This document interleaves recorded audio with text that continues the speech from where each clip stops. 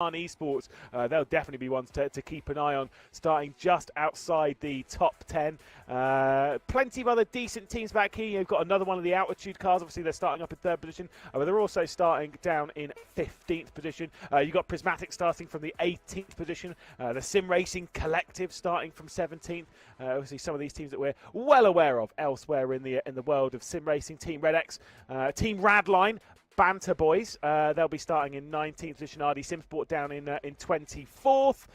There are still plenty more, by the way. We've got 30, I think it's 32 in total. GT3s, Aztec back here, definitely a team I'm well versed in. Symphony of Pistons in the number 1 car, they're starting in 27th rather position. I can read numbers, don't worry. And Quatermass starting from 29th. United Sim team in 30th. Before we get to the final 2 teams, the MRC Endurance team and Driving Miss Daisy, and hopefully they won't be driving Miss Daisy up the wall. That's one category though, and we've got a second one as well, this one being the GT4s. Pole position taken by Kieran Sharp in the Sim Racing Collective car. Of course, that one though by quite a handy margin over Connor Clifford in the Kimura Racing, 0.3 of a second. Olympus Esports, before we get to the Dapper Customs Pineapple Racing Club, almost a too long name for our graphic, but that's absolutely fine. DCW and BPR rounding out the top 6 as we can roll our way down and see the other ones. Another one of these Symphony of Pistons cars, this one being the Magenta one, which is taking part in the GT4 category, down in 7th position. Boosted Motorsports Virage, before another one of the Olympus Esports car and Sim Dynamics in the top 10. Once again, we'll let the rest of them filter their way through. As you can see, the Aztec car there in 12th, taking a couple of cars between each of the categories. The final few in the category as well, you've got Team Red X again. They've got a couple of cars between the 2. 4X Racing, they'll be doing very well, by the way, if they can get through the race with just 4X. I certainly would rack up a little bit more than that in this kind of race. And yeah, it's a decent looking grid there, Dane. Yeah, I think maybe the 4X is in reference to the 4 fast repairs that the teams have. Probably, they might need it. Yeah, it's going to be a long race, obviously, 24 hours. So the chances of you not ending up in the pit lane after 24 hours in the GT4 category, especially, you've got all the GT3s, the impatient ones behind you. Obviously, they're going to want to get past, and you're going to have to deal with all of them. There's a lot of them as well. You got a very full grid of 26, 27 cars. There's a massive amount of drivers out on the circuit trying to overtake you the whole time. Chances of something going wrong quite high. Yeah, it's like I say, it's 49 cars from the front of the grid to the back of the grid, which is a few. It's more than one, which is a great sign. But obviously, with that, it's a 24-hour race, so you've got a few drivers apiece generally within the cars. The only thing that I'd say around here, though, is that the speed differential between a GT3 and a GT4 through quite a bit of this circuit is not as high as you think. I get the joy of coming out here to watch the British GT round when they do the 3 hours of Silverstone, and you really do kind of see that navigating traffic around here is kind of a bit of a nightmare, really. Yeah, we'll have to see if we can maybe ride on board with the GT3 once the traffic sort of spreads out a bit and they're kind of making their way through at a bit more reasonable of a pace after a couple of hours or so. We'll take a look on board with the GT3 car maybe and have a look and see what they're looking at. That's pump the brakes on the idea of like what we're going to do in 2 hours time. We got 2 hours before that, mate, and then 2 hours after. Well, yeah. To be fair, we might not have any GT3s left after 2 hours. We'll see. Maybe it's a catastrophe. Look, if they're getting through 4 fast repairs in 2 hours, I mean, they're not all Arjuna. You know what I'm saying? It's fine. They can keep their noses somewhat clean. The main thing is keeping your nose clean for the start of the race, isn't it? Yeah, that's obviously the most important thing in any endurance race. That's on a 24-hour race. You want minimal damage at all times, but especially at the start. You've got 24 hours. If the driver behind you wants to make a move up the inside and you think you're quicker than them over 24 hours, you have 24 hours to try and get past them. There's no need to make any risky moves and try and make it 3 wide and stuff at the beginning of a 24-hour race. It's just not necessary. And here's the thing that's slightly countered. You can see them all, lining up on the grid. It's kind of not grid, you know what I mean. Out on the backstretch down towards Stowe. We get to start on that straight. We get to start on the Sir Lewis Hamilton straight. which is kind of counter to what we normally see from GT3 racing. Normally they're starting with the run into Copse. This time with the run into Abbey, and then obviously around the farm and into like the village and loop section. I'm a little bit nervous about that. I don't know about you. Oh, and also, obviously you've seen, as we will get started very shortly here, they are going to have exactly one corner and maybe, what, 500 meters to make their way down towards the start-finish. Their tyres and brakes are going to be icy.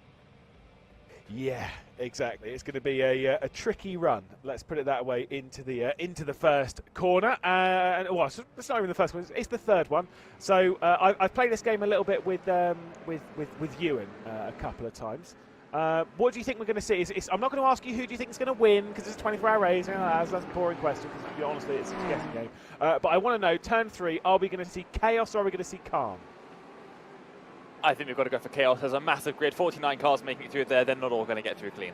It has to be chaos. Well, there's a couple of Mercs starting on the front row of the grid. WSR Esports Buttkicker starting for the pole position and leading comfortably as we begin the 24 hours here in the Buttkicker Britcar 24 hours of Silverstone. It's nice and tidy at the front. You've got one of the Ferraris taking a little bit of a look on in the background, but it's nice and tidy in the front. No big dramas as we head our way into the village loop section. It is Alexander Davidson leading at the front, working his way through nicely. Are there going to be any big sends? I think we might be a bit wrong here, Dane. It's looking tidy.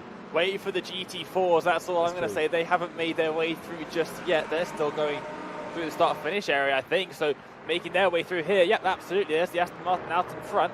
But I think the start zone here, through the chicane, has meant they're all single file, which I wasn't expecting. Here's a big group coming up there for third. Yeah, I'm almost a little bit disappointed as here we've got a big look down the inside from one of the Porsches in this GT4 camp, but dropping to the rear end, or rather the rear end of the field, is the 4X pig car, just trying to kind of keep out the trouble. Back up with our race leader though, and you can see Alexander Davidson leading from the Kimura car. The two Mercs going 1 and 2. You've got the Lambo of the Altitude Esports GT3 car that is remaining where it started in this race. In fact, the top 9, there are no switches. I think there may have been an incident at the beginning of the race in GT4. A single car has lost 12 positions at the start of the race in GT4. The Kimura Racing number 9 machine.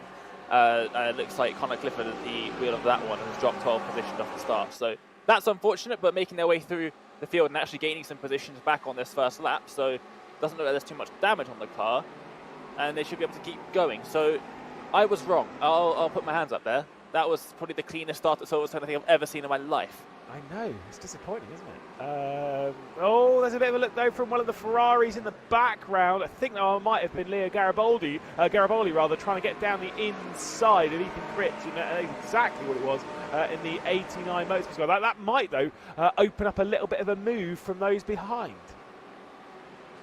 Yeah, certainly. Obviously, right at the beginning of these races, you try and make some moves. You really have to be careful of the cars behind you in some of these areas because they're going to sneak up and you're going to let them catch up and make some moves.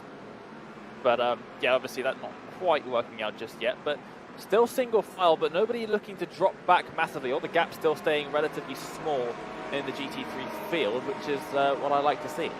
Yeah, the Kimura car running in second position at the moment, Ansel behind the wheel, kind of keeping nice and close to the back end of the WSR Esports Buttkicker car of Alexander Davidson, so that's nice and tidy. Like you say, the top grouping are all fairly tight together.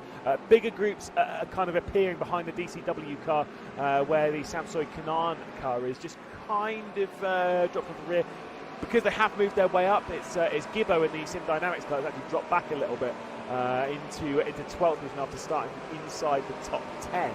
So that's where some of the bigger gaps are forming. Well, it is what it is. It certainly is, and Gibbo obviously a much loved member of the iRacing community. He's done a great deal for me with his painting. It's made probably one of my favourite liveries on iRacing of all time. So they have actually now decided though that they're gonna not use the livery anymore. That one that I showed you a couple of weeks ago. Yeah, very sad, very sad. But we're going to have a look at a replay here of what happened in the GT4 start for Connor Clifford to go from second to 14th, and that is not great. No, like you say, to be fair, it was kind of like it was 3 wide on the start. I'm not 100% sure as to which was the one on the outside. It might have been the Symphony of Pistons car. Not sure. But either way, it was all a bit messy. Looked like one of my races. But like I say, unfortunately, just kind of in the middle of all of it. But then again, I would say the Kimura car is probably fast enough to work his way back up the order. We know that Connor Clifford's a pretty rapid peddler. As we got some side-by-side here down towards Abbey, this is always a recipe for disaster. Although on this occasion, it is an absolutely inspired move. Trying to get around the outside of going through Abbey from that Lamborghini in the moment, just trying to make its way past as of yet. Joe Newman with the move straight around the outside. It's still going on though, trying to pass the Samsung Canaan car. So inspired the fact that the drivers behind, and it was Gibbo, went for exactly the same move, and unfortunately it didn't quite work out for them, but Newman in 10th position now, under pressure, and all big moves coming in from the Mercs behind. Yeah, again, a couple of looks there working their way into the likes of Brooklands, which I will say, by the way, when it comes to it's like a hill that I'll die on. The layout, obviously the redesign of Silverstone in 2010, it did make Brooklands a much better corner. Yes, it did ruin quite a bit of the that's fine. But it did make that corner better. So that's at least some form of victory. As you can see, the Symphony Pistons car works about. It's way down the order though at the moment. But yeah, Joe Newman, great move. But you can see the gap ahead of that car is now 3.1 whopping seconds. Only 5 minutes into the race. That's probably a little bit concerning for a majority of the GT3 contingent. Concerning indeed, and just looking at the strain of cars now, it's starting to be a bit of a gap in all this battling that they've been doing to the cars in front. They're going to want to try and sort that out and catch back up. Obviously 24 hours is a long time. They've still got 23 hours and 54 minutes of it. But here's Merck looking very feisty indeed, and looks like Samson on the defensive there, not quite getting the inside line. They're going to go side by side through the chicane. Is he going to be able to hang it all the way around the outside as that curve on the exit avoids that nicely? They're still going to be side by side, and eventually Millington has to back out. Yeah, oh, big slide and a crash in the background. I think that will be Middleton and Fletcher potentially just having a bit of a moment there. There is Mark Fletcher in the Altitude Esports car. There is Cade Middleton, not Kate Middleton, don't worry, it's fine. But in the Fury Simsport car, had that big moment and did not pay the price for it. Brutal stuff there going through the final quarter. Just kind of got a little bit delayed by the issue from the Sim Racing Collective car that Josh Middleton was going through the final corner. You can see the damage on the rear end of that R8. Well, that one might be in the requirement of using a fast repair in the early stages here, Dane. I think there might be a couple other. Well, to be fair, it's been fairly smooth sailing for a lot of our drivers on the grid, so they might not have to quite rush through their requirement or the full fast repairs they have. Yeah, there's still a long time left in this one, but you say damage to the rear end. I think the front end of that outright wasn't looking great either, was it? I think there were bits of the engine poking out of the front of it. So I think that's going to definitely be a trip down to pit lane. Very unfortunate, obviously nothing wrong, an innocent bystander, and they'll feel even more hard done because the car that ended up having the massive moment got a bit of damage to the door but kept on going, and they haven't actually lost too much time. So a very unfortunate incident there. But did pretty well to catch it, to be fair. Yeah, that I mean, you've got to say that's just racing sometimes. You know, you have a moment ahead, you get saved, and then you get dished the bill basically for someone else's error. Here is a look to the inside on the Samsung car. It is the Sim Racing Collective car making its way through and now up to just about, I think it's just about inside the top. It's actually 11th position. I was going to say inside the top 10. It's not inside the top 10. 11th position for Josh Millington then. So Samson dropping back the single one, seeming to struggle a little bit in the early stages. The next one will be that Sim Dynamics car, Gibbo behind the wheel, trying to work its way through in the Merc. The Mercedes does look pretty good around here, and I don't know why I said Mercedes in such a weird way. There's a lot of stuff that we don't really know why you do it, isn't there? That is so There's a true. battle going on for third place in GT4 at the moment. It looks like Adam Holloway's just got in front in that 81 machine of Peter Brett in the bright pink Mercedes GT4. Mercedes having double representation here. Love that logo. Again, it's one of the things that I know from the Symphony of Pistons budget. They absolutely love bright pink, which, to be fair, it's probably up your street. You do love a bit of a bright pink colour, don't you? My first ever car on iRacing was bright pink, and I've remained that pretty much throughout. I don't think I've driven a car that didn't have pink on it somewhere. On iRacing. I respect it. I respect it. You know, sometimes you just got to go down the realm of picking something pink. I know Piers Pryor, something I've commentated with quite a bit in real life, and actually has done a fair amount of sim racing in the fairly recent past. His helmet's pink, like bright pink. He's got pink gloves as well, doesn't he? I think so. Definitely has a bright pink helmet. That's something that I definitely know about Piers. And he's very good. So yeah, again, from Symphony of Pistons car, again, they're proud of their pink as well, which is to be fair, it does look quite.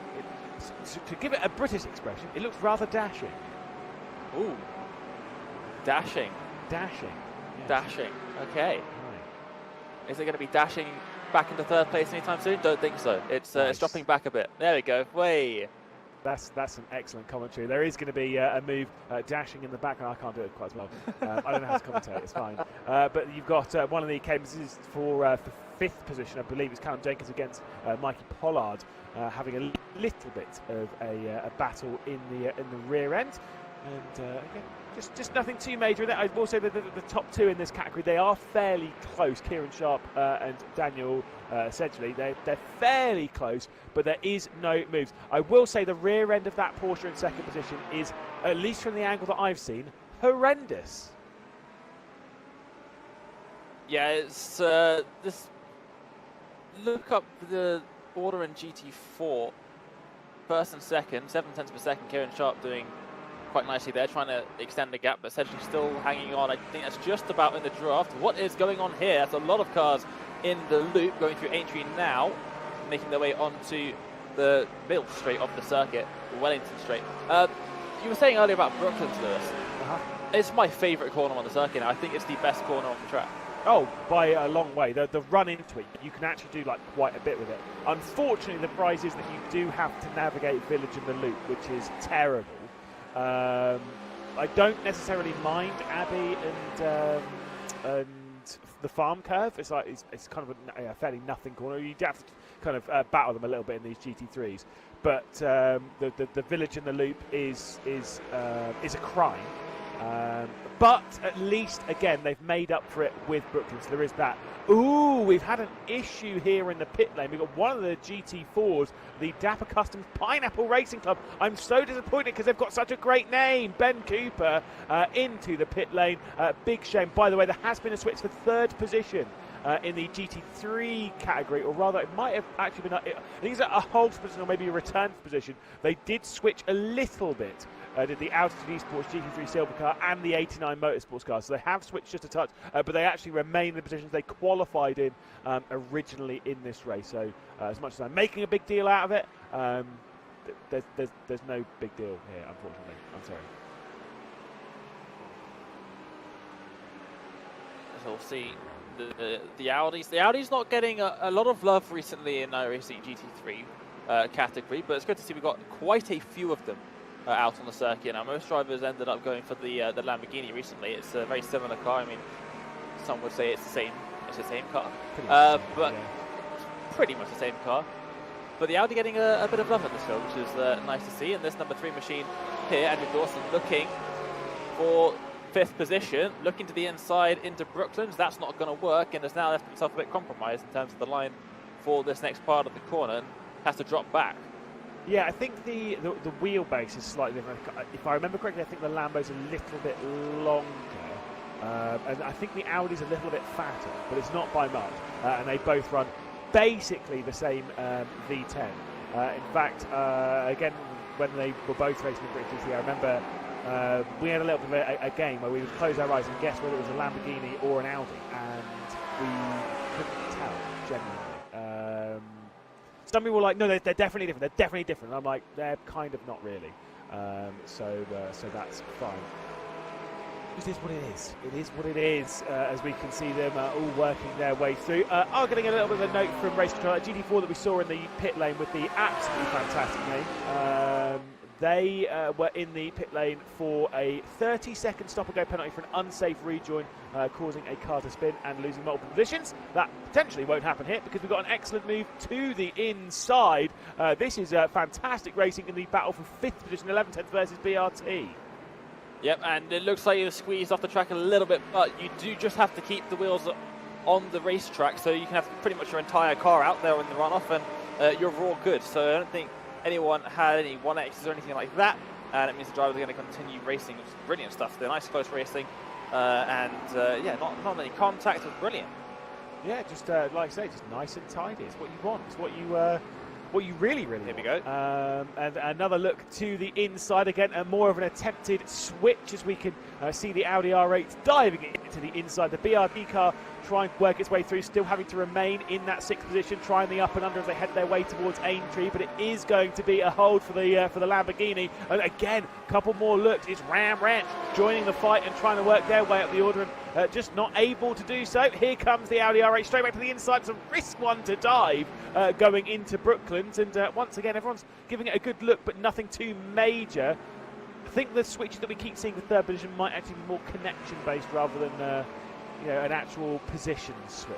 So we'll stop panicking about that, will we? Yeah, I saw a couple of times a bit of blinking going on up there in the front of the field in GT3, which is unfortunate. It's unfortunate for the drivers as well because they've got to deal with that. The driver in front of you blinking in and out is it's not the easiest thing in the world to keep concentration up and going into corners and stuff, and the car in front of you is disappearing. When it comes back, it bounces all over the place as well, so it's very distracting. So hopefully it doesn't cause too many issues back there. We'll keep an eye on these drivers making their way through Max Beckett's. Awesome to watch the cars go through there, especially these GT3s. Good point, by the way. Just seeing that in chat. There's no BMWs in this field. I don't think they can select a BMW. There is no BMW active within the Buttkicker Britcar 24-hour of Silverstone. It's not one of the cars that was available to select. I can't remember. I should really go back and look into what the cars were, but I can't remember. As we see a switch here, and that will be for position. Again, the navigation as they're starting to work their way through some of this GT4 traffic. This is where things get a little bit concerning for our GT3 drivers. Oh, that was close. That was, yeah, it was a bit close. The biggest problem is, especially these first few passes, 1 or 2, you kind of understand which GT4 cars, when you're in the GT3s, which GT4 cars are going to help you pass, which ones are going to hold their line, which ones maybe won't make it the easiest thing in the world to get past them, and where the best places are to pass them as well. Each car will have their differences. Maybe a car's really good through the final chicane and you going side by side with them is going to slow you both up massively, so you don't want to do that. But a different car maybe is super slow there and you want to get in front of them. So it will take a little bit of time, a few passes for these drivers to actually figure out the best, the optimal way of getting through this traffic. But until then, first few times, it's going to be a bit sketch. Yeah, like I say, I'm sure at some point we'll take it on board. Not quite yet, because we're in the high drama phase of the race, but I think later on we might have to take a little bit of an onboard through some of the traffic. Here is a little bit of an inside move from the Blocko Motor car. As easy as it gets going into Brooklands. I think, obviously in the early stages you don't really want to fight too hard for some of these moves. Again, play the long game, don't fight it, and just kind of let them pass, and maybe come back at them later on. Yeah, it's a 24-hour race, especially at these beginning stages. You just want to get through cleanly. If the driver behind is trying to make a move and they think they're quicker than you, if they are quicker than you, you're not going to get back past them in 24 hours, so what's the point in trying to hold them up? You're not going to be able to keep them behind you for the full 24 hours of the race anyway, so especially in these early stages of the race, just let them go. And if you're quicker, you'll catch back up to them. Rage Concoli here, just having wrapped up another season in the British Formula 4 Esports Championship, currently running in 16th position for the Prismatic Motorsport car. I think it's worked up a couple of positions from the race start. Certainly has up 2 positions from the race start on the rear end of the TeamRedX.com and the Old Turtles Motorsport car. So the trio of these all fighting at the moment for 14th position. But again, we're 20 minutes into the race. When it comes to pit stops, again, just to keep everyone in the loop. Again, GT3s, it's normally an hour in the race. GT4s, do they go a little bit longer now?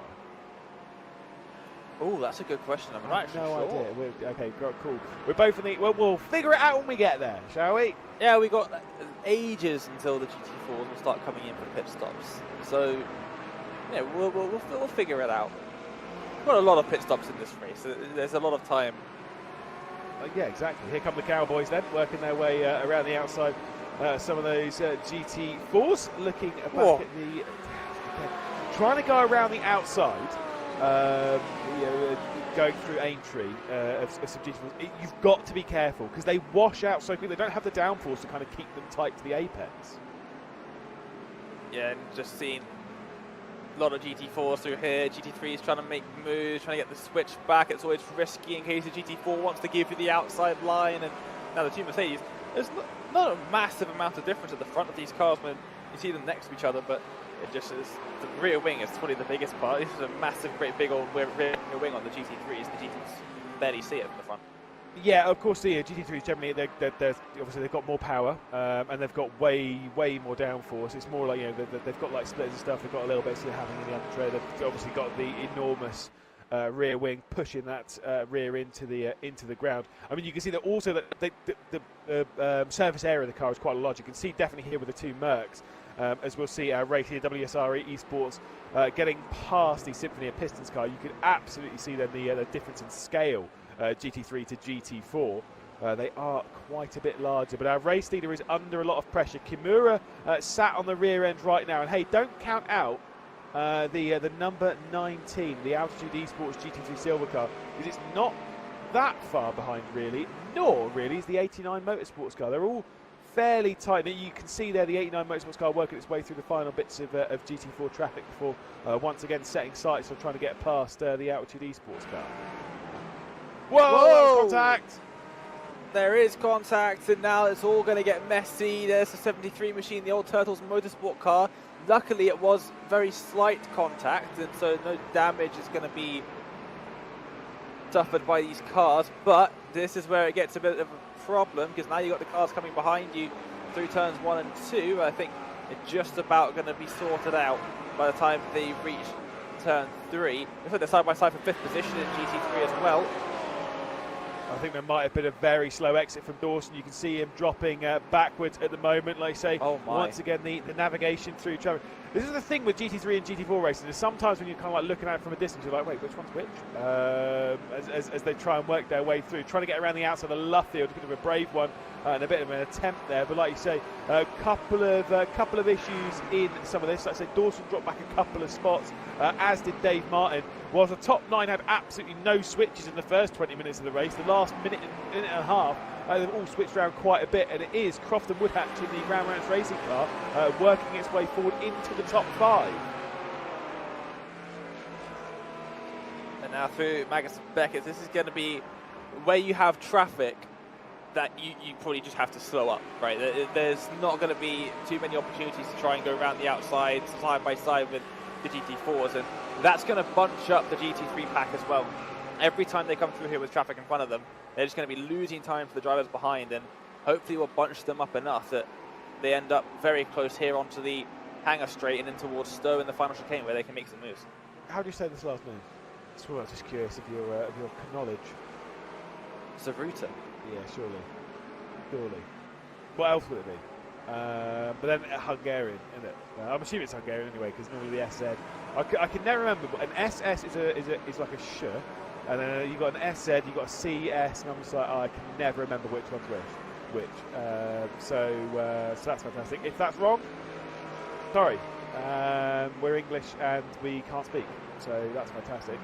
Here's a look back in the GT3 category to just inside the top 20. Of course, the Aztec Racing car. You've got the Blocco Motor car that we saw doing a little bit of a move earlier on, along with the Team Radline car just on the rear. And there is a spin there for the Samsoid Canaan car. Oh, David Sampson having a couple of struggles towards the back end of the top 10. Now going for a bit of a spin on the exit of T3, and now trying to fight one straight back immediately. Yep, Samsoid not having the best time out there at the moment. It was just a spin in the loop. I wonder if there was contact involved, but in the background, I think they were going 3 wide for a second there, coming out of Aintree, just a bit further back into Brooklands now, and introduced Baumeister in the number 20 machine for DCW Racing. They're making their way through traffic. It has looked very sketchy, I must say, and I'm surprised we haven't had more incidents, to be honest. They're just about managing to handle themselves as they're 3 wide on the exit of Luffield. Yeah, wholeheartedly agree. I'm surprised we haven't seen an enormous crashy Mundo. We saw a couple of ones. It's been, in your own class, as we can see Aaron when they're trying to work their way up the order. It's normally been in-class contact. Obviously, we saw the little bit in the GT4 on the race start. We saw a couple of bits there in the GT3s in the recent past. There's not been a GT3 absolutely sending a GT4 through. Okay, now getting a closer look at... oh no, this is not the one that I was complaining about earlier. Never mind. I was going to say I like the rear end of this car a little bit more, but it's not the one. Oh, Symphony of Pistons and Kimura coming together a little bit at Stowe. Yep, side by side, bit of contact, bit of a send up the inside, and now, as he's looking to try and get a move up the inside into the chicane, they're going to go 3 wide. This is the Mercedes around the outside with GT3 traffic on the inside. That's never going to end well, and as we take a look from above, they have to back out of that one, and they do, but I think it's safe to say that Peter Brett not happy. No, the like button is being absolutely spammed towards Connor Clifford, who is on quite the recovery drive after the first one. I said that Kimura car had the pace to work its way back up the order. I didn't think within half an hour would be comfortably within the top 5 and now within the top 4 and hunting down the podium. It's only a couple of seconds behind, really. Holloway, and there is some multi-class contact, and that is a big spin at his team Radline that's been sent around. Ooh, naughty. Team Radline machine, and now you've got to be careful because this area of the track you can get a hefty slowdown by rejoining, and that can be it's a very big one, or even a black flag because it thinks you've got the track, even though you've just been spun around. But yeah, bit of contact into turn 3, and just ends up I think the cars sort of got a bit connected together and spits out the Team Radline Lamborghini, and we'll have to try and do some recovery work here. Now 28th position. Well, should be able to take a look at the replay as to what happened to David Sampson. We'll see it on the replay here on the insert. It says trying to navigate. That's getting around the Kimura car. That's getting around the Symphony of Pistons car. You've got the move to the inside. Symphony of Pistons trying to hang around the outside. Just lost it by himself, I think. Was there not a bit of contact with the Symphony of Pistons car there? Maybe. I think there might have been a little bit of a touch that just unsettled the rear of the car and put him around. But yeah, just the car not being the most planted thing in the world through that part of the circuit anyway. I think the slightest bit of contact would turn you right around. Yeah, I mean, look, it's not exactly easy to kind of navigate those bits, but then you kind of think, I think maybe Samson is... I want to say biting on maybe a little more than he can chew, but I'm not sure. We'll see on board with the Symphony of Pistons car, so you'll see Samson come through. Definitely, okay, there was contact, you're absolutely right. Right on the rear bit. That's not something you typically see. Normally the GT3 you'd be like, go on then, you've got more power than me, get out of the corner, but seem to struggle a little bit with that slightly tighter line. Yeah, it's definitely a strange one.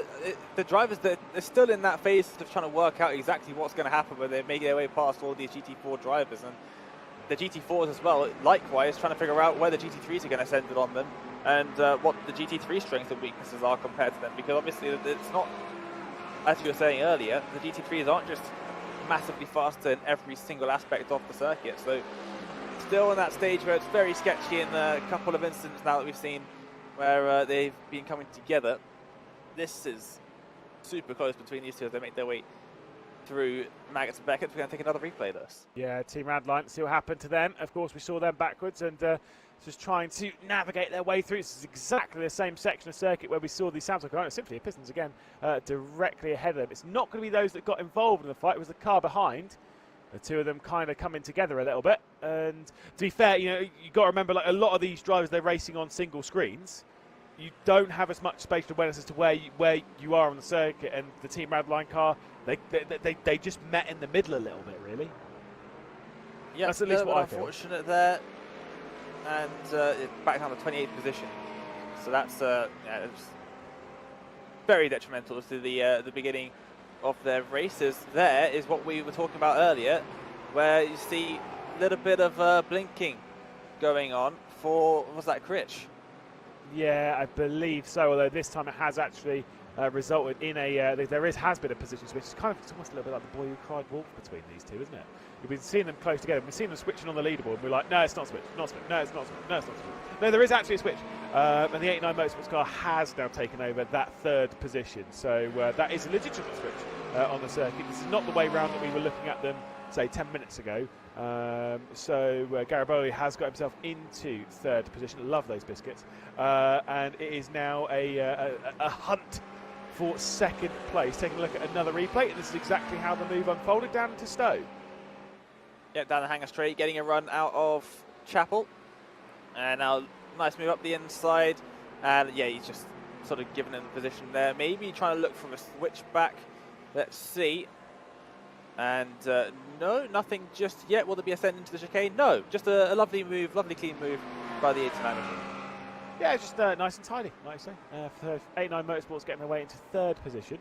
And yeah, not too bad. And like I said, we've still definitely got 4 cars to the race. EWSR Esports, Buttkicker, Kimura, 89 and Altitude, all fighting over the top 4 spots. As we take a little bit of a look further down within the GT3 category, as you say, it's 49 cars out there racing at the moment. The Quatermass car of Adam locked in battle with a couple of cars back here. Obviously, you've got the Symphony Pistons car directly ahead, and I was going to say there's a car directly behind. There isn't a car directly behind because the car behind is the Team Radline car. It's miles back. Oh, and cutting in front of the Aston Martin there. It's slightly sketchy, but we'll see. Now, was there a replay that we can take a look at? Was there? I'm not sure. I think it was more about the. We were talking about that move. No, it's fine. It's fine. We'll jump in on replays as and when. Don't whiz-was. No replays. You're hearing EQ. I'm hearing. And you're just like, as soon as you hear EQ talk, I just think replay. You're just like, there's a replay. EQ, you need to finish your sentence. It's such a bad joke. It's fine. And even though it's nothing to do with EQ, it's just you not listening. It's fine. That's okay. It's okay. Scare issue. That's what it is. You've got no control of this podcast. You have to sit back and relax at least for now. 3 hours and 30 minutes. Yeah, just chill. It'll be a long day for you, isn't it? How many hours are you doing in this race? Only 7. Hugo's got the real long stint. I think he's doing the whole night and then the whole of tomorrow. So he's got a very fun 24 hours ahead of him. But he's a beast, so yeah, absolutely is.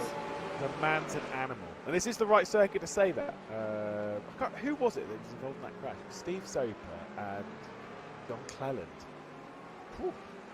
That is a throwback. And it was going through Brooklands. I can't remember what year it was though. It was the one. There was a roll. See, now I'm going back into like the history books in my brain, trying to remember. I think it was the one that Tim Harvey won. It might be like 96 or 97. Again, old classic British touring car stuff. Before you were born, it's fine. Yeah, no, I'm just going to sit here and I have absolutely no idea what you're talking about. But that's there was a crash. 90% of the time. It was in the British touring car. We'll talk about this for a second. DCW trying to work their way around the outside of the United Sim team at the moment, though it's Aaron Wynn is actually working their way up the order, and that number 4. Actually, no, I might not even be talking about the right one here. As we'll see them work their way through. It's actually the number 42, so it's a bit further down on the. No, it is low. Just a bit further up, I think. I can't read my timesheet and think about how not old you are. Yeah, no, it was like I say, there was a crash. It was British Touring Car Championship, and it was going round Brooklands into Luffield. And there was contact between the two of them, and one of them rolled over, and then getting out of the car. I'm pretty sure it might have been Cleland, who was out of the car, and said, he said, "The man's an animal." It's just the best accent possible. 25 years ago. Oh my God. I didn't watch it live.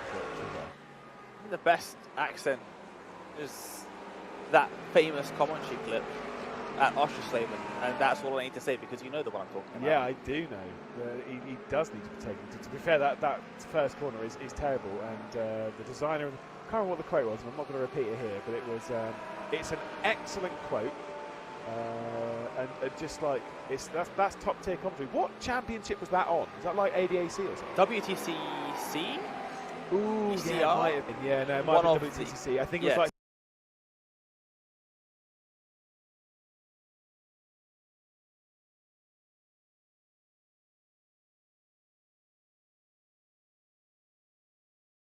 13 or 14, so it might have been WTCC back then.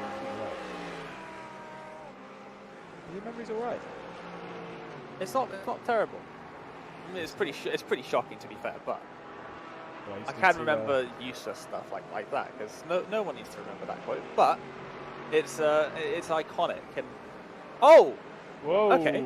Never mind. I was about to say how you need to cope with that, but it seems that Callum Jenkins needs to cope with keeping it on the road. The Aztec car dropping back down the order again. Not sure if there was contact. The front of that car is not looking healthy. I think it's the livery, to be honest. Is it the livery? Because it looks very dented. It looks like the front of that car is a V. Look at it as it goes past. You're right. You are right. You are absolutely right. My eyes were distracted by the mustache. Which, to be fair, shouldn't have a mustache anymore, should it? It's not November anymore. That's true. That's true. Aztec Racing. I'm not sure. Could ask him. No, I'm not going to. I don't want to bring up bad memories of the other day when he finished second in a championship locked on the exact same points. But it wasn't even the fact that it went down to points, it's the fact that it went down to 5th positions in the championship is the most crazy thing. I think that's the closest I've ever seen a championship finish. Yeah, to the point where obviously we're talking about here is we're talking about the British Formula 4 Esports Championship, which wrapped up on Wednesday night. Fantastic championship, excellent season. Luke McEwen and Gordy March ended up on exactly the same points, and then had to go and check the history books from the championship and see how many first place they had the exact same of that, second place the exact same of that, and yeah, it just kept going down. And when they both crossed the line, neither of them knew who won the championship. It took confirmation from race control to be like, Luke McEwen has won the championship. And even then, it kind of like, if there's one penalty, or a single penalty point will completely change it. And so it's all very concerning, but still, it's an excellent season. Definitely worth a watch. Yeah, they were both in the same room as well. Obviously, not teammates in the championship, but teammates in the overall scope of sim racing, and they were both in the same room, and they kind of were looking at each other like, I have no idea who's won this championship. Yeah, as we'll see, Andrew Dawson trying to get down the inside of the DCWR car, and that was a very tidy move indeed. Obviously, Dawson dropped back a couple of spots on the Wellington Straight not too long ago. Didn't exactly see what happened, but I think it kind of got a bit delayed by some of the GT4 traffic, and then dropped a couple of spots, working at least one of those back up the order before trying to catch Surata, who is ahead. It is still 4 cars basically for the race lead. They are gapped a little bit larger than before, but look at the enormous gap from 4th back to 5th, as we can see where Samsoids ended up. 18th position on the road after that spin. I don't think the car's got any damage though. Yeah, no damage that we can see on the outside of the track. He's losing heaps of time, other than obviously a couple of off-track excursions. But yeah, looks like he should be able to keep going, and that car is still looking pretty healthy. Healthy as well is the lead in GT3 because they're second apart now. Davidson's starting to slowly blow out a bit of a gap. Yeah, exactly. Just starting to light up the timesheets maybe a little bit, pulling the gap out to just about a second to the Kimura car. As we can see, one of the Aztec cars under pressure. There is our race leader, WSR Esports Buttkicker, leading the way 1 second now over Philip Ansell. We're about 20-odd minutes away from the idea of coming down into pit lane. And to be fair, at this point, you kind of want to just keep yourself in it. I'll tell you what, who's going quickly. This car right here is absolutely flying at the moment. Bringing that gap right down. Might be in second position by the time we even get into the pit stop phase, to be perfectly honest. Yep, it's definitely. Leo is starting to bring up the heat, and see the GT4s going side by side in front of you. That might be one of the least favourite things that you see as a GT3 driver, as a big send up the inside into the chicane. But the last thing you want to see is GT3s going side by side in front of you because you want to get past them, and you know that's not going to be easy if they're side by side. That looked like it was about a clean no out of 10 from the 89 Motors car.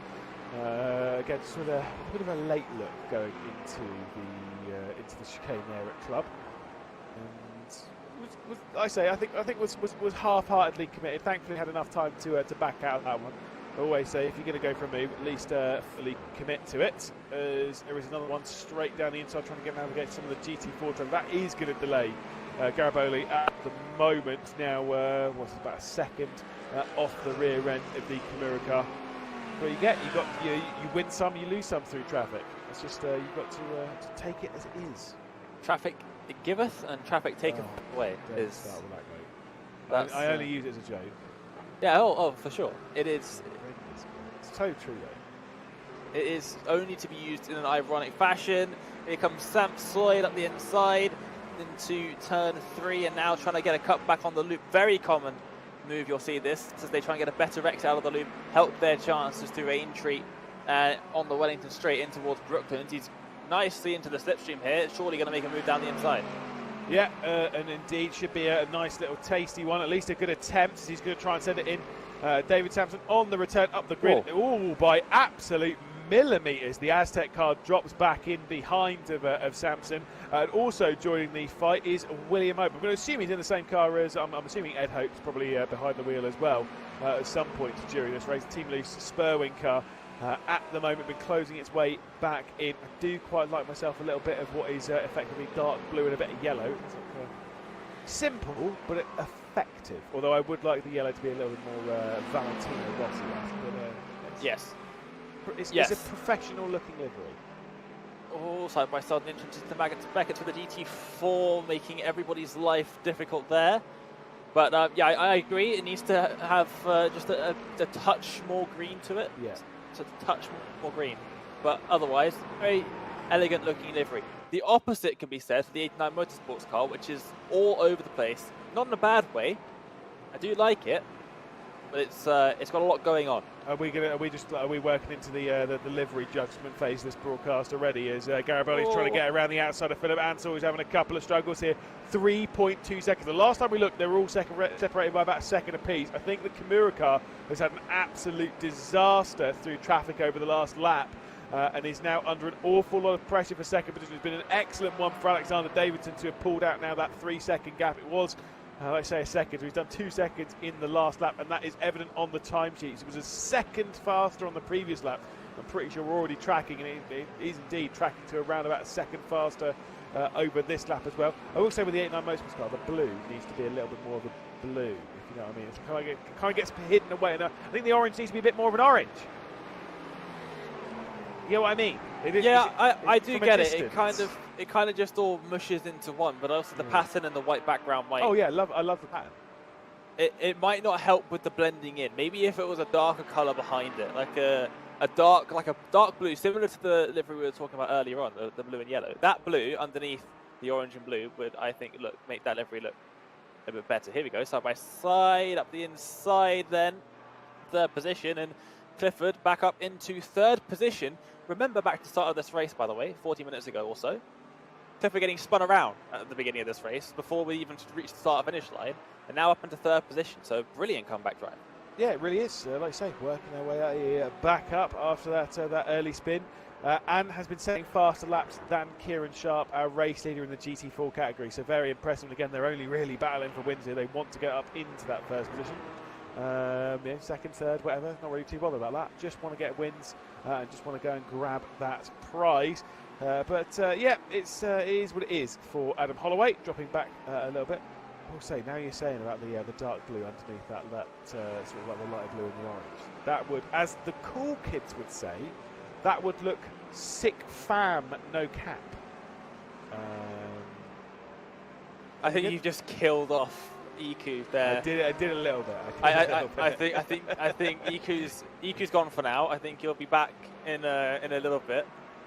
Oh, you can hear it in our ears there. I think that really did crack him up a bit. Do you not think that's true? I can't speak the language of the young. Is that what you said? You can't speak whatever you said. Don't ever say that again. Oh, I do frequently. I think it's hilarious. They hate it, though. They hate it. They hate it. Who's they? The cool kids. Holy train. No, it's a regular train. It's just a GT3 like train. Don't worry. It's like a snake going through Brooklands and Luffield there. That was yeah, cool, actually. And hidden in there is a couple of GT4s as well. It's obviously the battle for 6th position. The 1110s car, BRT, DCW, and the Sim Racing Collective car all in this. To be fair, the Empire Motorsport car's not that far off the rear end of it, but these four are all definitely positioned. And like I say, it's quite the train working their way into Magus, Beckers and Chapel. And you could definitely, very easily, as they were going through Woodcut, see which cars were GT4s because they kind of went a bit backwards. But yeah, the GT3 is here now, catching up to Aston Martin, giving the lead car a little bit of draft, helping him out a little bit, and allowing him to keep that position. Big send coming through. The Mercedes in the background just about makes it. The Audi got held up a bit though, and now to make their way in towards the chicane, we might see a bit of a descent, not quite. Fine, just a couple of aggressive moments in traffic is absolutely fine. I've got some stories now which I'll share with over the next few hours, because obviously you've got me. I don't know. Are you commentating past hour 4, or are you just on production? I'm just on production there after hour 4. So they only have us for the first 4 hours. So it's their loss. Exactly. But I've got some great stories when it comes to traffic management. There's absolutely fine. Mark Fletcher working their way up to 26th position. The altitude is not exactly high, but it is at least slightly better than it was before. Now working their way back up the order. Not going quite as well as their teammates. Of course, Ethan Critch, the one that's running in 4th position, is another one of the altitude esports cars running comfortably inside that car. Look at the race lead, by the way. Shot up to 5.2 seconds. We go for a bit of a move on DCWR, trying to get back down the inside of the Sim Racing Collective car. Josh Millington working their way up into 8th now. It is quite a lead, isn't it? 5 seconds. You literally think about 10 minutes ago, not even 10 minutes ago, that was a 1 second gap. And I was impressed that he managed to bring it up to 1 second. And now just this most recent passing of traffic, and obviously Leo Garibaldi having a thing or two to say as well, trying to make his way up into 2nd position. Yeah, 5.5 seconds now, and it's continuing to just climb astronomically at this point. It kind of makes me wonder if Alexander Davidson was maybe looking after the tyres for the opening portion of the race. You know, not pushing it too hard, making sure they had the tyres in store, in check within the car before absolutely pummeling their way through the circuit. If you are wondering if there's going to be any double stinting, triple, quad, mega, lol stinting. No, because they do fuel and tyre at the same time. And again, I complain about it on every broadcast, and I will continue to do so. I absolutely despise it. The drivers do as well. It removes all strategy. But Lewis, they're going to add in iRacing, a new feature which will completely change the way that we look at strategy forever. As a tentative look up the inside for the 73, the 19th position there. They're going to hold it side by side. The old Turtles Motorsport car, obviously that car that we saw having the incident in this part of the circuit as well, with that contact many laps ago, and holding it around the outside of the Mercedes. They're very sketchy stuff, but just about manages to make it nice and clean. The Mercedes didn't appreciate it, the headlights begin to flash, but also didn't lose too much time there and still stays on the back of the Mercedes. Indeed. Were you alluding to weather, or is there something else? Weather is happening up the inside for the 73. Surely has made the move stick, now has indeed. But yeah, weather is happening.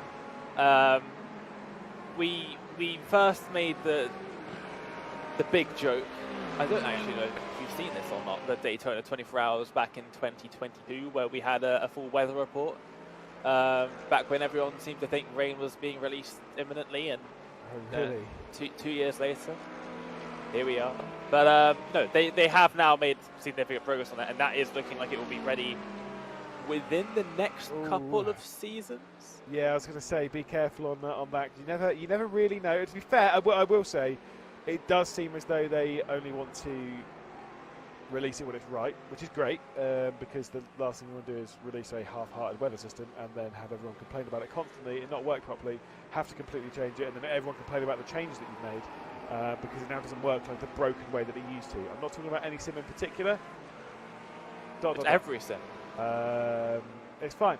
Well, I mean, look, weather is an incredibly difficult thing to deal with dynamically, to the point where I almost argue whether you kind of should deal with it dynamically, but alas, it's a complicated topic, and definitely one that we can talk about in a couple of hours' time. So I've got some opinions. Ooh, on this one. Lewis McGlade's opinion, something that everybody loves hearing about. I will explain briefly before talking about it in about 2 hours' time.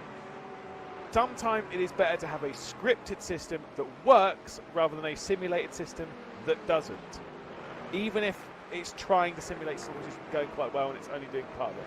Better to have it scripted something. We'll deal with it later. We'll cross topic. Some of you might disagree, and I don't care. Sorry, it's just brutal, isn't it? I think he's a bit passionate about this subject, ladies and gentlemen. I'm passionate about most subjects, like poor livery design.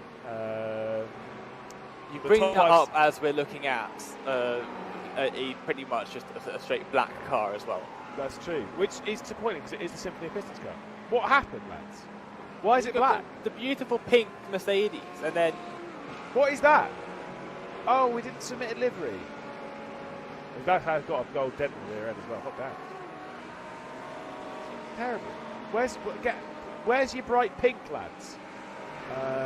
And also, this bright pink with a highlight of green as well. It reminds me of the apple and rhubarb sweets that I used to get as a kid.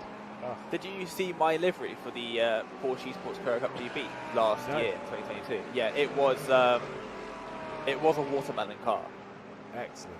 I'll have to see if I can grab a picture of it to show you a bit later on. Exactly, yes. Too right indeed. Sam, I'm sure, did you design it or did Sam? No, it was actually an Apex Racing Academy livery. Oh. And so I don't know who designed it because at that time it was designed like 10 years prior. Nice. Ooh, that was a big moment there. Oh, and, flash the headlights. Ain't liking that one. I'm not sure if that was maybe a bit of netcode or if that was just the Aston jumping out of the way very aggressively when there was a car kind of halfway down the inside. Understand the flashes, but also, yeah, it's fine. Are you a flasher of the headlights aggressively? Oh, massively. You're an aggressive flasher of the headlights. I love it. I love it. It's great. Same, to be honest. Depends on what I'm in. In touring cars, I'm not actually. I'm really not. So it's pointless. I guess it depends who you're racing with. But for the most part, it's completely pointless. If you're racing with like someone decent, a flashing of a headlight makes no difference. It's a distraction tactic, and I'm always like, it's not distracting anyone, mate. No, but I like doing it. It does distract you, to be fair. What I will say is if you happen to be racing at night and the person in front of you is in VR, it is one of the most distracting things you can do because it doesn't just light up in the mirror, it lights up your entire cockpit. Yeah, because obviously, how it works. Yeah, no, I'm with you. And it is genuinely distracting. That's gross. I did hear a story from a certain someone at the Spa 24 hour where they were flashing their lights, and obviously, it's a burst. As Gariboli gets down the inside and into second position, the gap now 5.2 seconds to the race. We'll see if Philip Ansel will work their way back through. I'm not sure they will go down into. Well, nope. That'll be absolutely fine. So the 89 Motorsports car down into second position.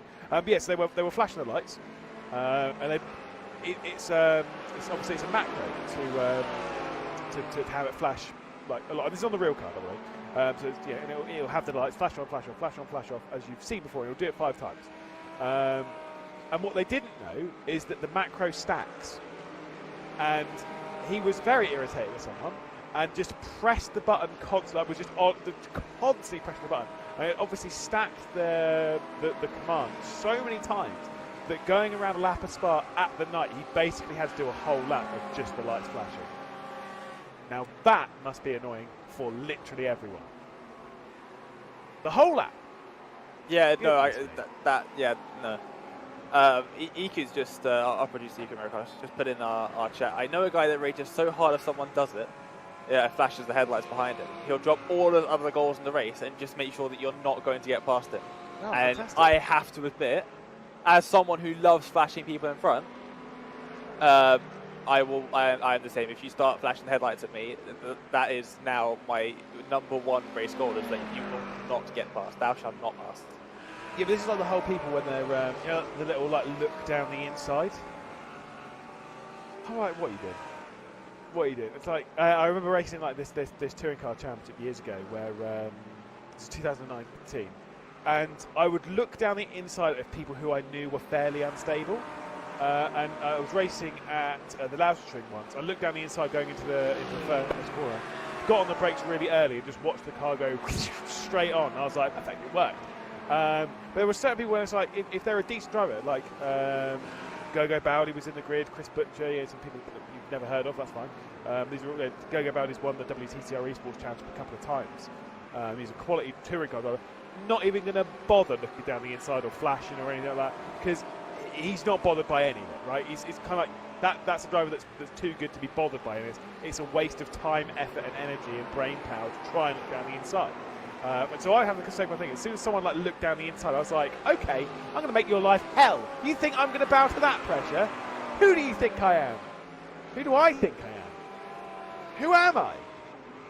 There's generally the question that goes through my head during the race. I can tell you who you are first. Do you want to say? No, I don't actually. I really don't. You know what I'm going to say though. I do. Go on, let's say it. You're a person with many friends. I do have friends in high places, and it has worked wonders for my career and the awards that I've won. Thank you to all of my friends in high places. And yes, that joke will never get old. Have you seen? Sorry, did you see what was written on the side of that car? I don't even want to say it on broadcast. I did not. Okay, it's fine. We'll see it another time, and I'll point it out. It was 3 letters, and it's kind of like. Probably shouldn't have that on the side of you. Imagine if you had a team called the Apex Racing Systems, and he did the abbreviation, slapped that on the side of the car. Basically like that. That's fine. Either way, the 89 Motorsports car in second position and able to hang on, but they've dropped another second to Alexander Davidson, who continued to set very low 2-minute lap times. The last one for Davidson was a 2-minute .0. He's been saying those pretty consistently, to be fair. Yeah. Throughout this race, he's not been dropping off, and that's probably one of the more surprising things. I will say, my biggest surprise of the race so far. About an hour into this race, we have had 3 protests and only 1 penalty. Disgusting, isn't There's get your penalties in that. No, to be fair, I will say for the most part, they've all been driving pretty clean. It's surprising with the number of cars that we have on the circuit as well. Yeah, I'm trying to work out where we've not had a retirement yet. Of course, PRC by Dapper Customs. They're at the back of the field, courtesy of serving a 30-second stop-and-go penalty after a rejoin. We didn't see it, but we're told it was poor. And alas, they are at the rear of the field. You can see the 11/10 car now under fairly significant pressure, as it's the BRT car of Dawson trying to work their way back up the order after dropping a couple of positions. The return to 6th position would be exactly where they started in this race, which, to be fair, not too bad. Considering it was this part of the circuit. It must have been just an awkward placement of a GT4 car. And, was just unable to work their way back through. Bit of swerving and flash of the headlights going on in the background of that shot. A little bit of beef. 5th and 6th position, swapping around in GT4. Mikey Pollard just ahead of Peter Brett, and they are only a couple of tenths apart now. The 16 machine making their way up into the top 5 of this race, and looking at the 6 here in GT3 with the Lambo and the Audi, basically the same chassis, the same car underneath the bodywork I was talking about earlier. And are we looking at it side by side? I thought for a second the camera angle just made me question. Slow down, isn't it? it made me question it for a second. I was like, has he gone for a move side by side? No, no, he didn't. He decided that yeah, that was not going to be a good thing to do, which I think is fair. Don't whiz was, mate. Just don't whiz was. It's fine. But yeah, you are absolutely right with where we are in the race. I say Mikey Pollard working his way up into 5th position in GT4s. In the GT3 category, though, we do have someone accessing the pit lane. Toby Proza coming in for the Aztec racing car, coming straight back onto the racing line and rejoining the race after venturing onto pit lane. Josh Millington now, after working their way up, they'd have gained 9 positions over the start of the race in the Sim Racing Collective Car. Now into the pit lane. And into the box, still shy of an hour, and so we'll have to wait and see how far Alexander Davison and that lot will get their way through. Ram Ranch on our screen, they've worked their way up the order brilliantly into the top 5, although now starting to seemingly feel the pressure from 11/10 of BRD, and especially if you're going to drive like that. Yep, and now these 3 making their way down the Wellington straight towards Brooklands. Could we see a move from the Lamborghini? Look to the inside, and yeah, I think that's what you were talking about earlier, isn't it? So he's looked to the inside and Trying to distract. He's not done anything really there. I will say that in my level of racing, when I do, you know, official racing or online racing, if someone does look to the inside, I'm just going to give them the position. As Zaruta's just done there. Yeah, just a good drive off the corner and Croft the Woodhatch without waiting. I kind of get. I'm wondering if there's a couple of tyre struggles happening at the moment. Oh yes, that is it.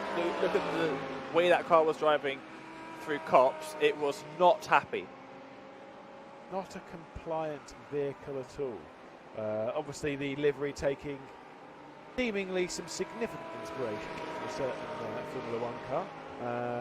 Only slapping a very different logo onto the side of it, as we can see the Audi R8 behind the BRT car trying to work its way through. Looks to the inside, although I do get the feeling that this Mercedes might want to venture its way onto pit lane ASAP. Ethan Critch certainly does so, and will down the order, and all 3 of these will come into the pit lane. There, Croft and Woodhatch might be sat there thinking, oh, if I had been able to hang on a little bit, I'd be leading this charge into pit lane as we look back up to the battle for 2nd and 3rd position. Phil Ansell and of course Leo Gariboli very close at the moment in the battle for 2nd position. It's mostly the GT3 contingent take pit lane.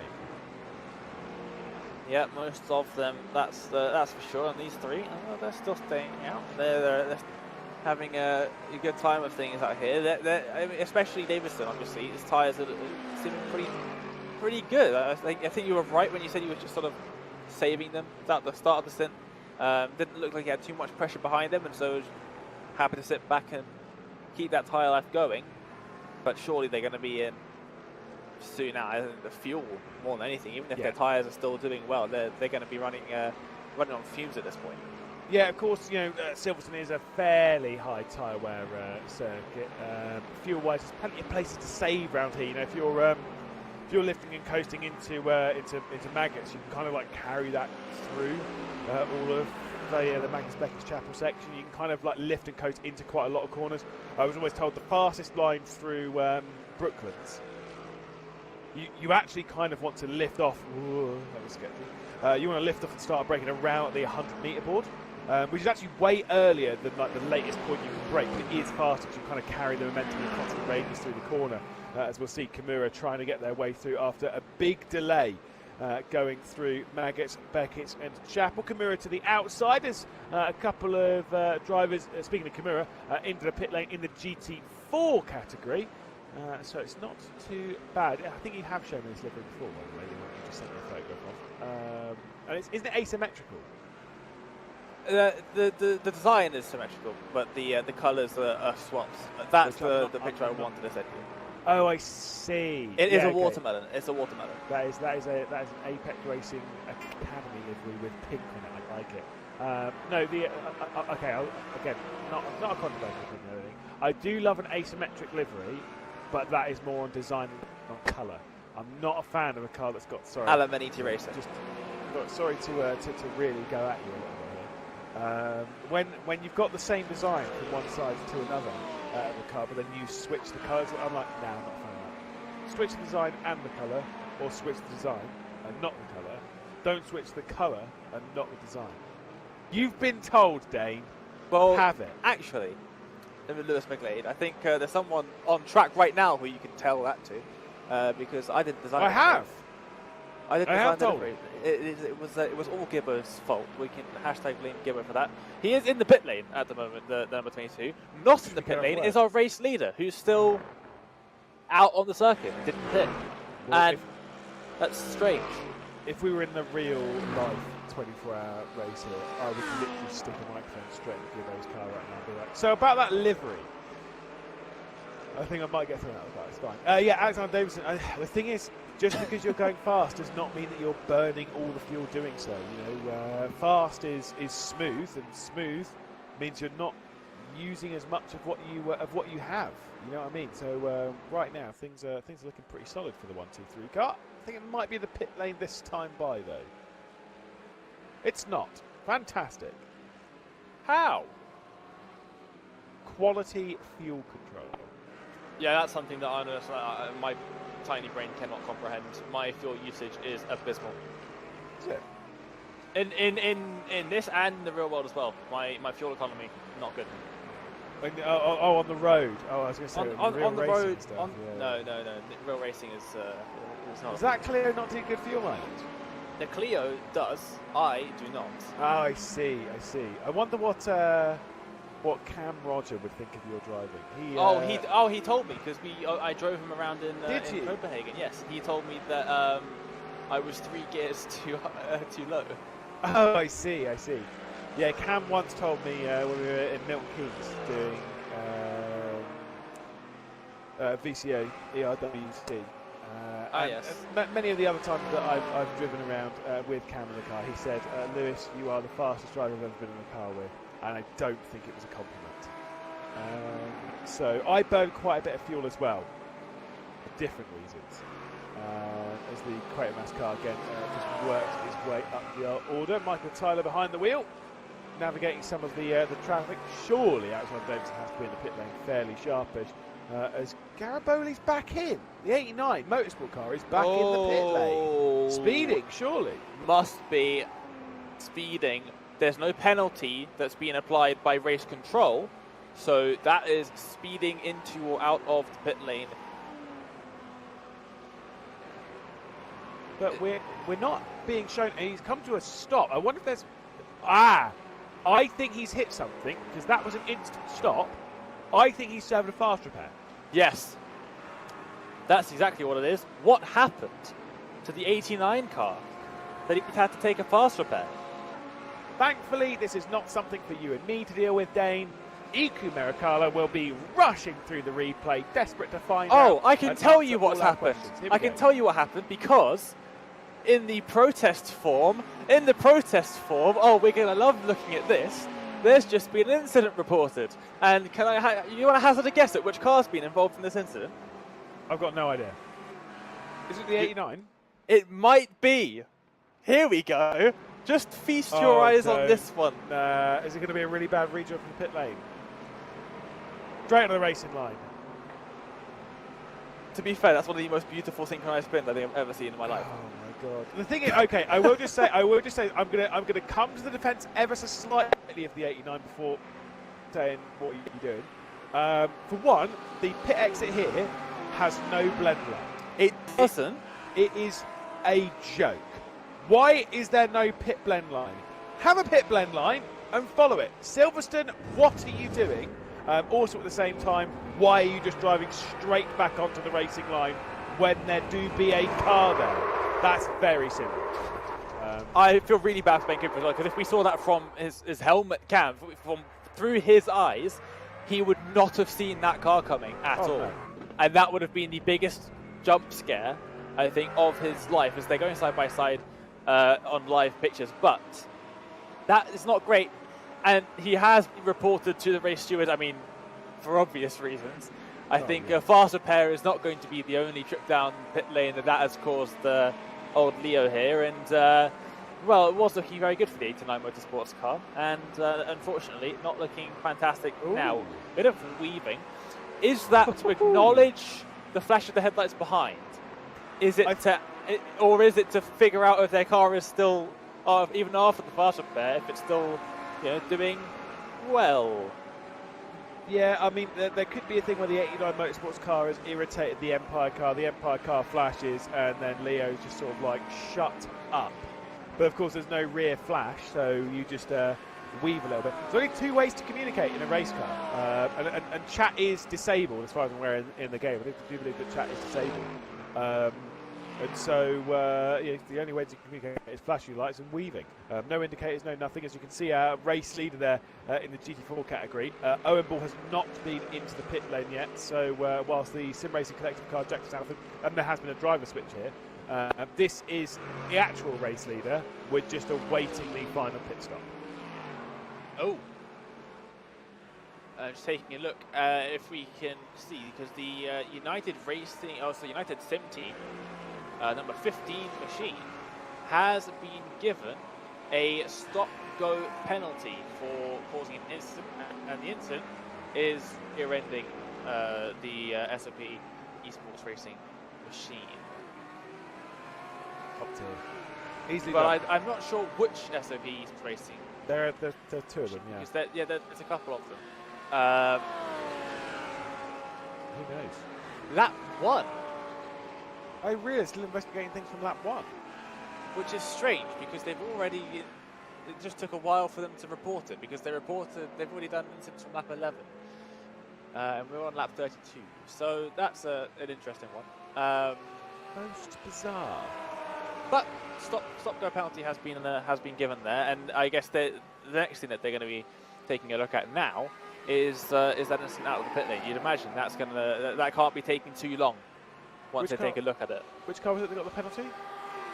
I believe it is the United Sim Racing team. Oh, I see. The number 15 machine. I was wondering if there was something for the number 9 team being commissioned. I did just see the return to pit lane. We'll see this one from the 15. Bonk, biff, baff, boff, and that was on the back end of the Simpler Pistons car. That was earlier in the race. And that was what the penalty was for that car. So we'll see those onto pit lane with the stop and go. Yeah, the number 9's been returned to pit lane. Connor Clifford behind the wheel as the Quatermass cars trying to hang on. A couple of looks to the inside from various drivers. Of course, this being in the battle for the top 10.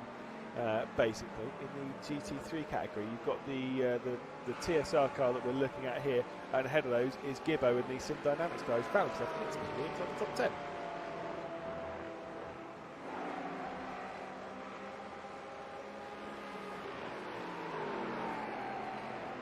Either way, the fight here will probably not be too dramatic for the meantime.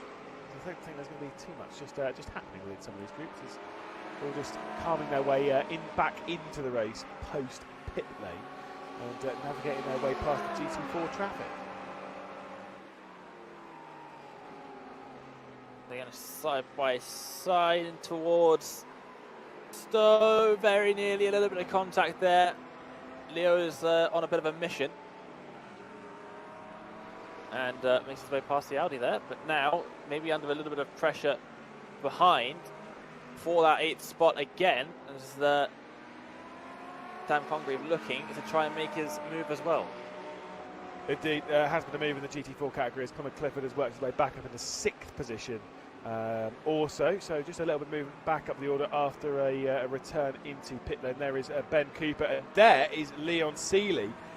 That would be the reason as to where Connor Clifford has gained that position. The Symphony of Pistons car going for a cheeky little spin, potentially assisted, potentially not, going into the Stowe corner. Might have another one here. Oof, that's a very big look to the inside from the Sim Racing Collective car. Just a little bit sketchy.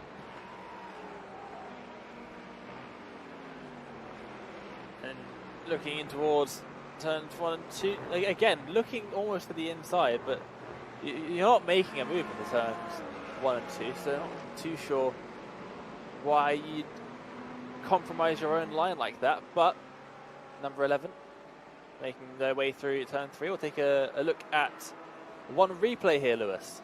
Yeah, indeed. So I think it's the Kimura car to the inside of Symphony Pistons. Ooh, a little bit of a squeeze around the outside. Yeah, this is always going to end in a disaster. I've got to say that the GT3 trying to get around the outside was what kind of caused that a little bit. I don't think it's one of those ones where enough space was given and they all just kind of like leant on each other, being sandwiched between two cars. It's always a little tricky, and the Symphony Pistons car paying the price of it. I don't think there's any damage on that car. I think the contact was very, very light. We'll see it once again as we whip out the helicam.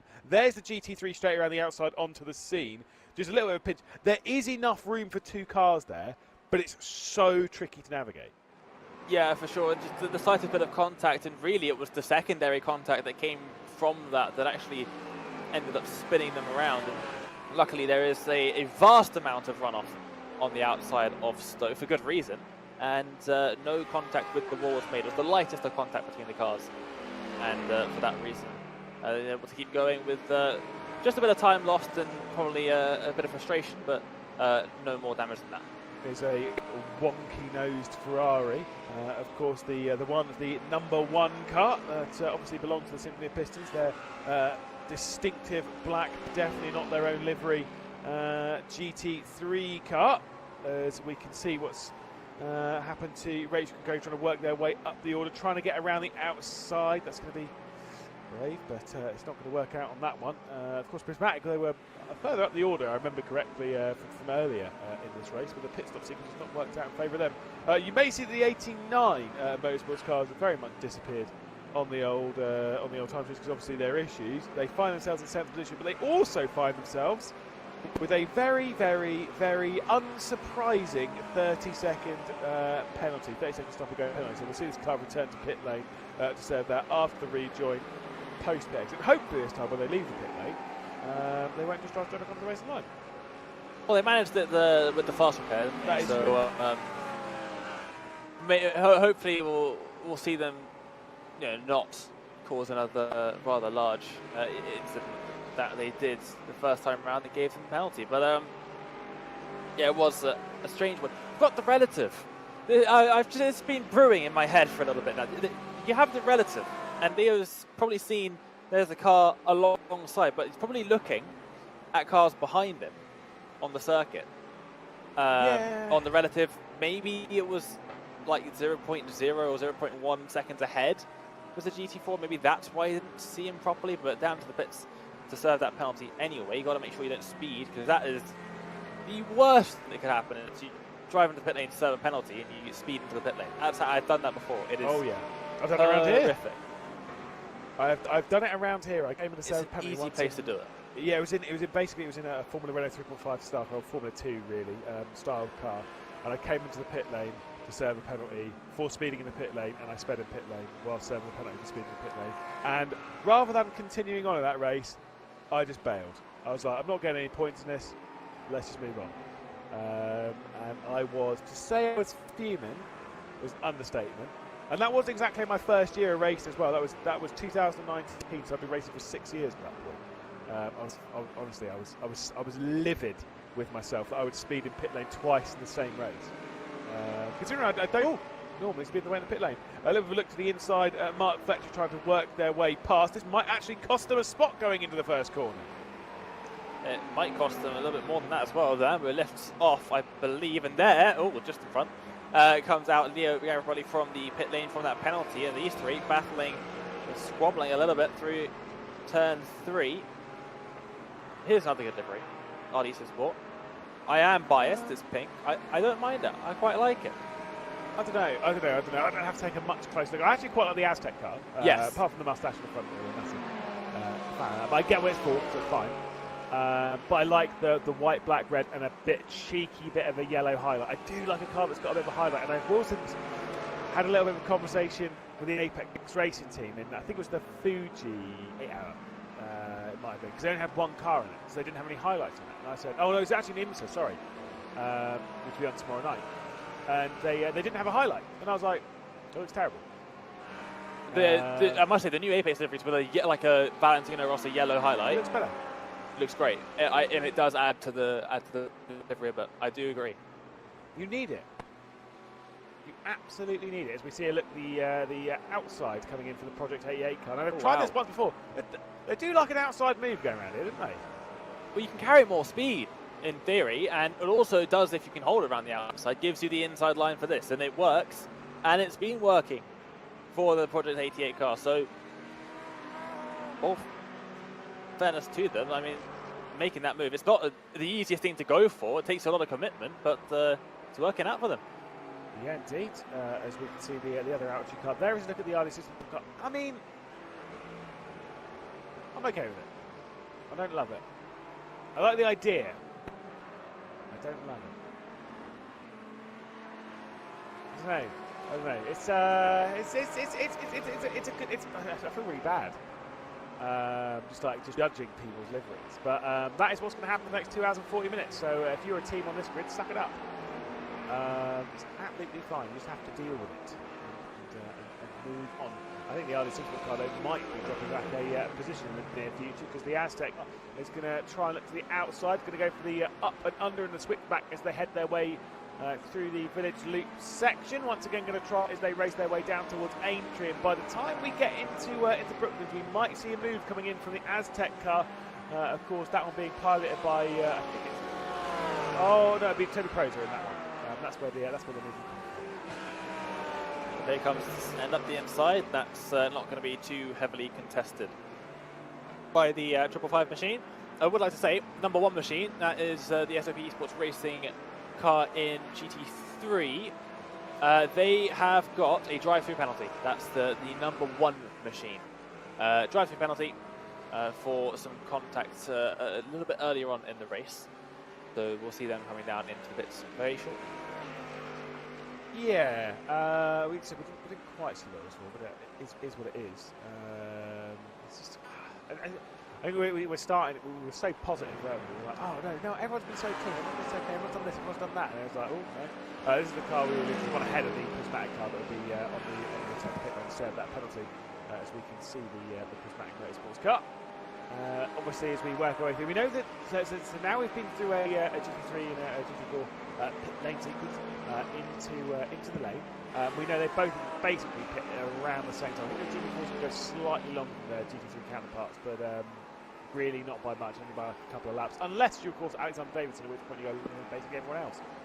And who cares on that one? There was one of the GT4s that obviously did go a fair amount longer, but for the most part, they're all doing pretty much the same deal. And there goes the number one machine for their drive-through penalty. The live streamers, they're being pretty quick with stuff, I have to say. They're not dawdling. They're getting these protest reviews in nice and sharpish, which is what we like to see. I mean, it's easy in such a long race to try and delay it a little bit. Maybe not look at it immediately, but yeah, it's good they're getting these decisions out nice and quick. Here comes the 555. Not dropping off too much after being overtaken on the last lap, but not looking to make another move immediately. No, I actually prefer to carry or to go with your point about race control, dealing with things very quickly. It is always nice to see it's a bit refreshing, because the last thing you want is you don't want a potential penalty looming over your head for hours. I've had that before in an endurance race where you'll have an incident, you'll move on, it'll be 2 hours later, and then it'll be like, oh yeah, you got a penalty. I'm like, oh wait, what was that for? It's like, oh yeah, it was contact between you and this car. And you're like, what happened? When did it? What? Sorry, you can't remember what happened.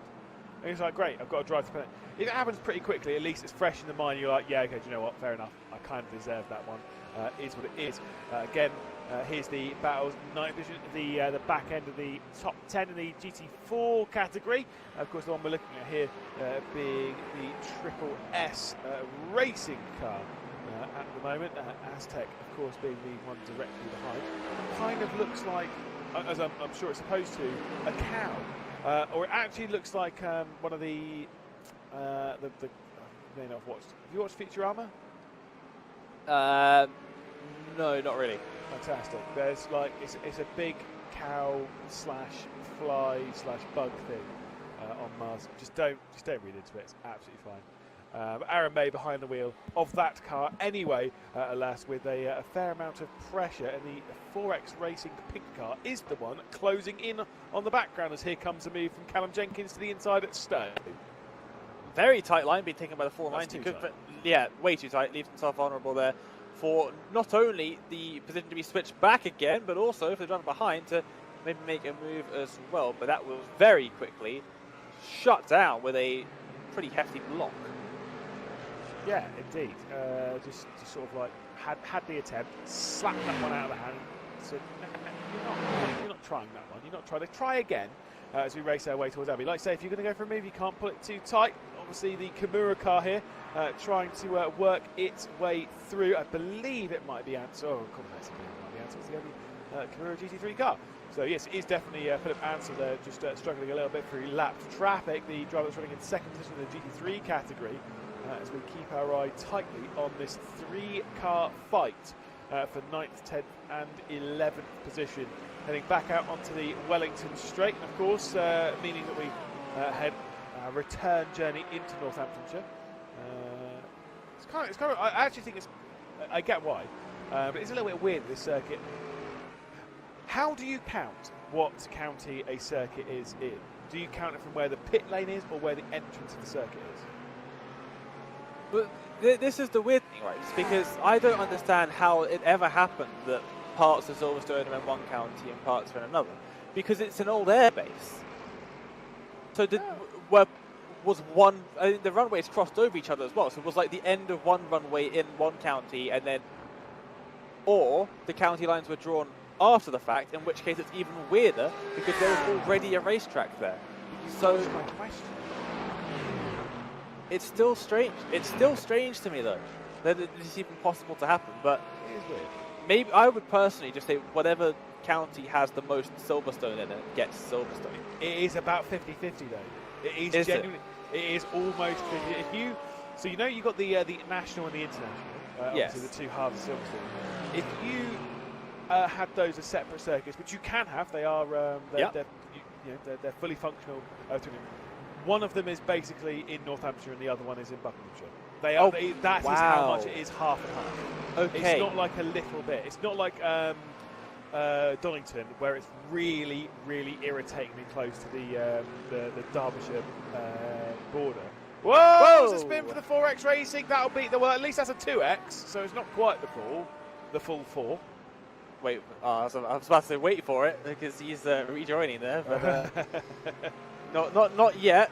It may still be coming though. You got some GT3 cars that are coming up real quick, but yeah, nothing there. Flash the headlights from the Lamborghini behind.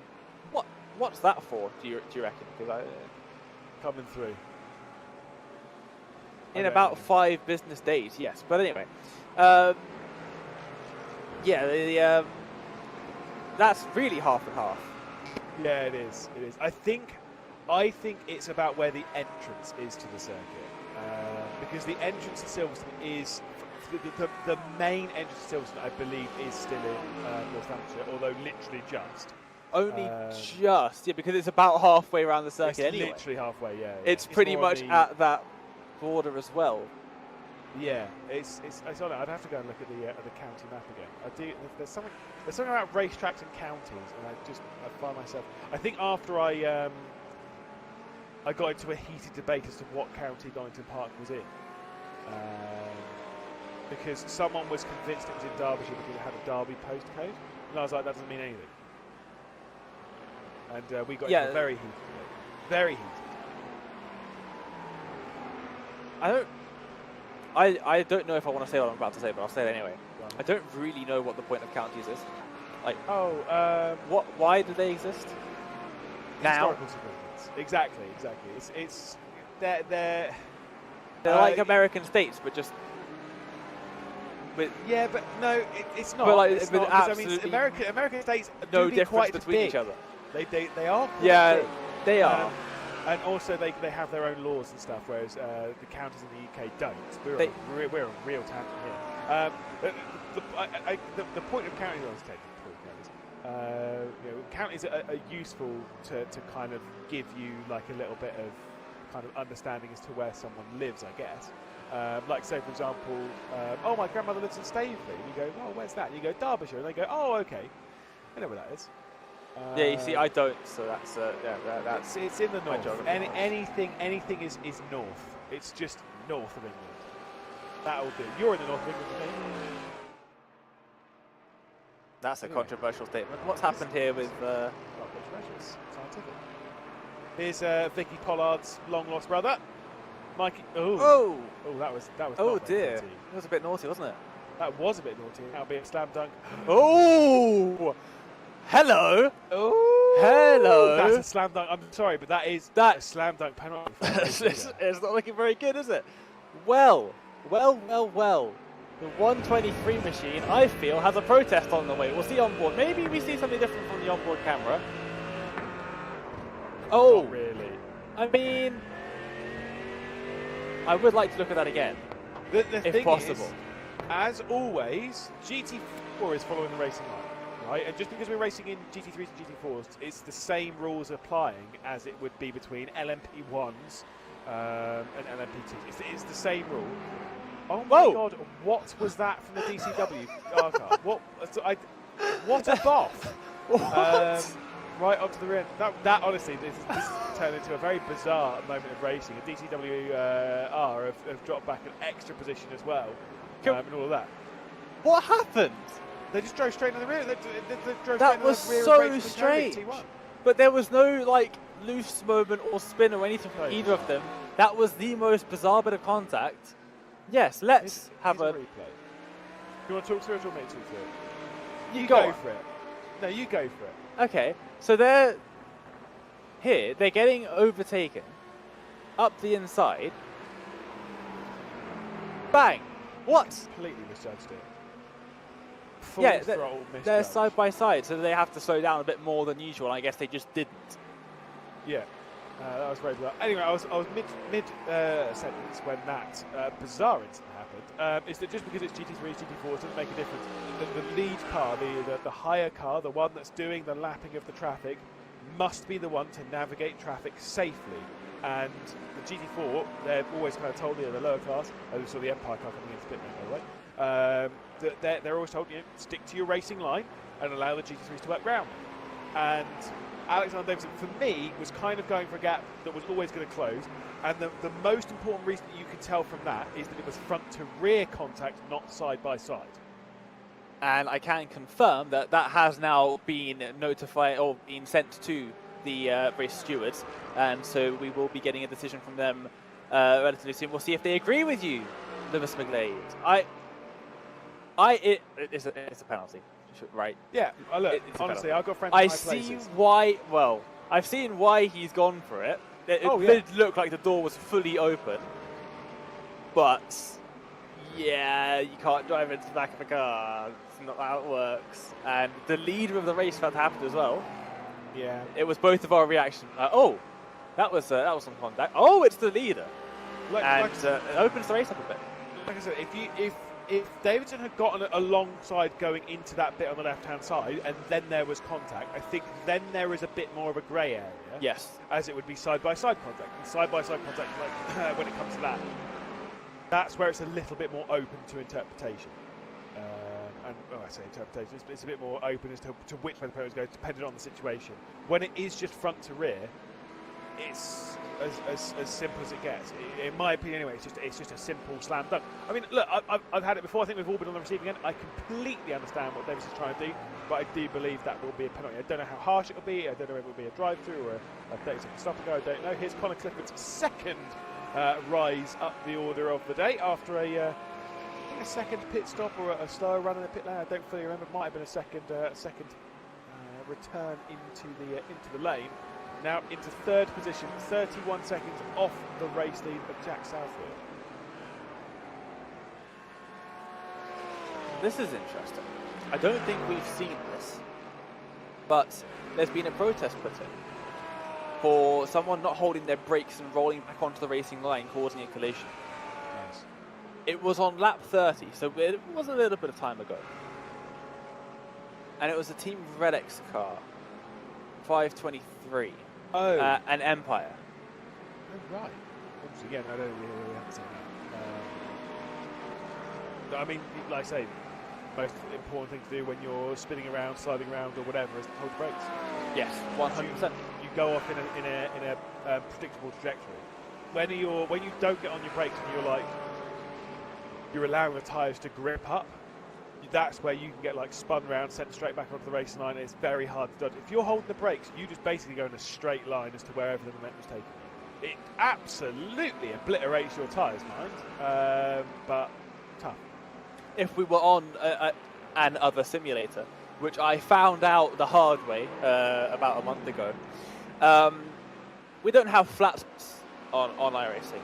So if you spin, your tyres, they're going to be ripped to shreds, they're going to be overheated, they're going to be made of wood for the rest of the race, or for the rest of the stint until you take them off. But they're not going to be shaking your car to bits like they would on another simulator. And I spun heading out of the pit lane in my first stint of a 24-hour race a month ago. You can say R-Factor 2, man. It's fine. We're in the wide world of sim racing now. You can just say it as it is. It was horrific. Oh yeah.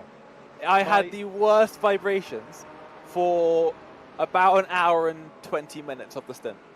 I was doing a race. It was a pre-season race for a V8 Supercars Championship on Automobilism years ago, and the pre-season race was at Circuit Gilles Villeneuve. Obviously, you got the right-hander into the first proper zone. What have you seen? Has there been? I think I saw a car like 90-degree angle to the track out of the final corner in the background of the shot. Perfect. Maybe. We'll cross that bridge when we get story time with Lulu. Go on. Yeah, so the right-hander going into the left, the first contact, the first tail. Obviously, you go like it's not really a corner because it's flat out, it's on the straight. Yeah. But you're lining yourself up for brake zone. I misjudged it ever so slightly and touched the grass. Oh no. And then had a lock-up for about 150 metres to the corner. I made the corner. Part of me wishes I didn't. I wish I'd crashed out of that race and never took part again. Because the rattle my wheel had for the rest of the race was honestly horrible. Like, disgusting. Because I had a big flat spot on the front right. And it's the first time I've ever had to deal with it. I say it's a big shame we don't do that in iRacing. Maybe one day. Maybe around with weather as well. Yeah, no flat spots. I personally, I don't want them, right? When I found out that iRacing didn't have flat spots and RF2 did, I was like, oh, that's bad. We should have them. But having had to suffer through an hour and a bit with a flat spot, well, with 4 flat spots, flat spots on all 4 tyres. Yeah, no, thank you. I don't want that anymore. I've changed my mind. We don't need them. They're not necessary. Oh, stewards! Great. Stewards' decision is coming in. They are typing. Oh, they are typing. We're getting a live view of race control from Dane Baird. Go, commentate on it. I'm just looking at a grey box. Stop and go penalty for our race leader of Alexander Davidson. He has to stop in the pits. I believe it's a 30-second stop go. I don't actually know. It just said stop and go. So maybe it's 10 seconds.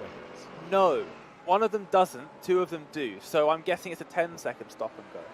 Maybe. I think 30 seconds stop and go maybe would be a bit harsh, but I think it's time for a quick cheeky look in the rule book for myself. You go for it, mate. I will. I was going to say I'll check in game, but it's just going to say black flag, isn't it? So that's not going to help.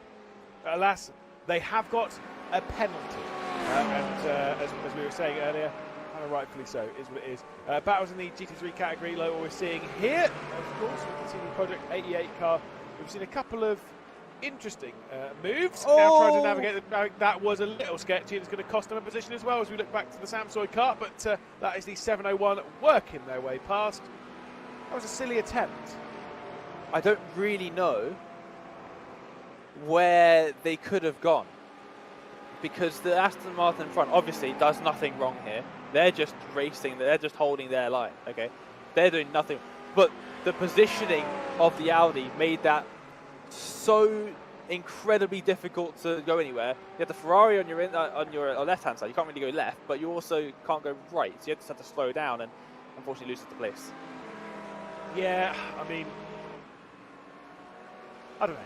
I kind of think it could have been navigated slightly better. Well, of course, we'll see it again. This is obviously the run to Brooklyn. It's looking to the inside, and you can see as yeah, nah. There was a lot more you could have.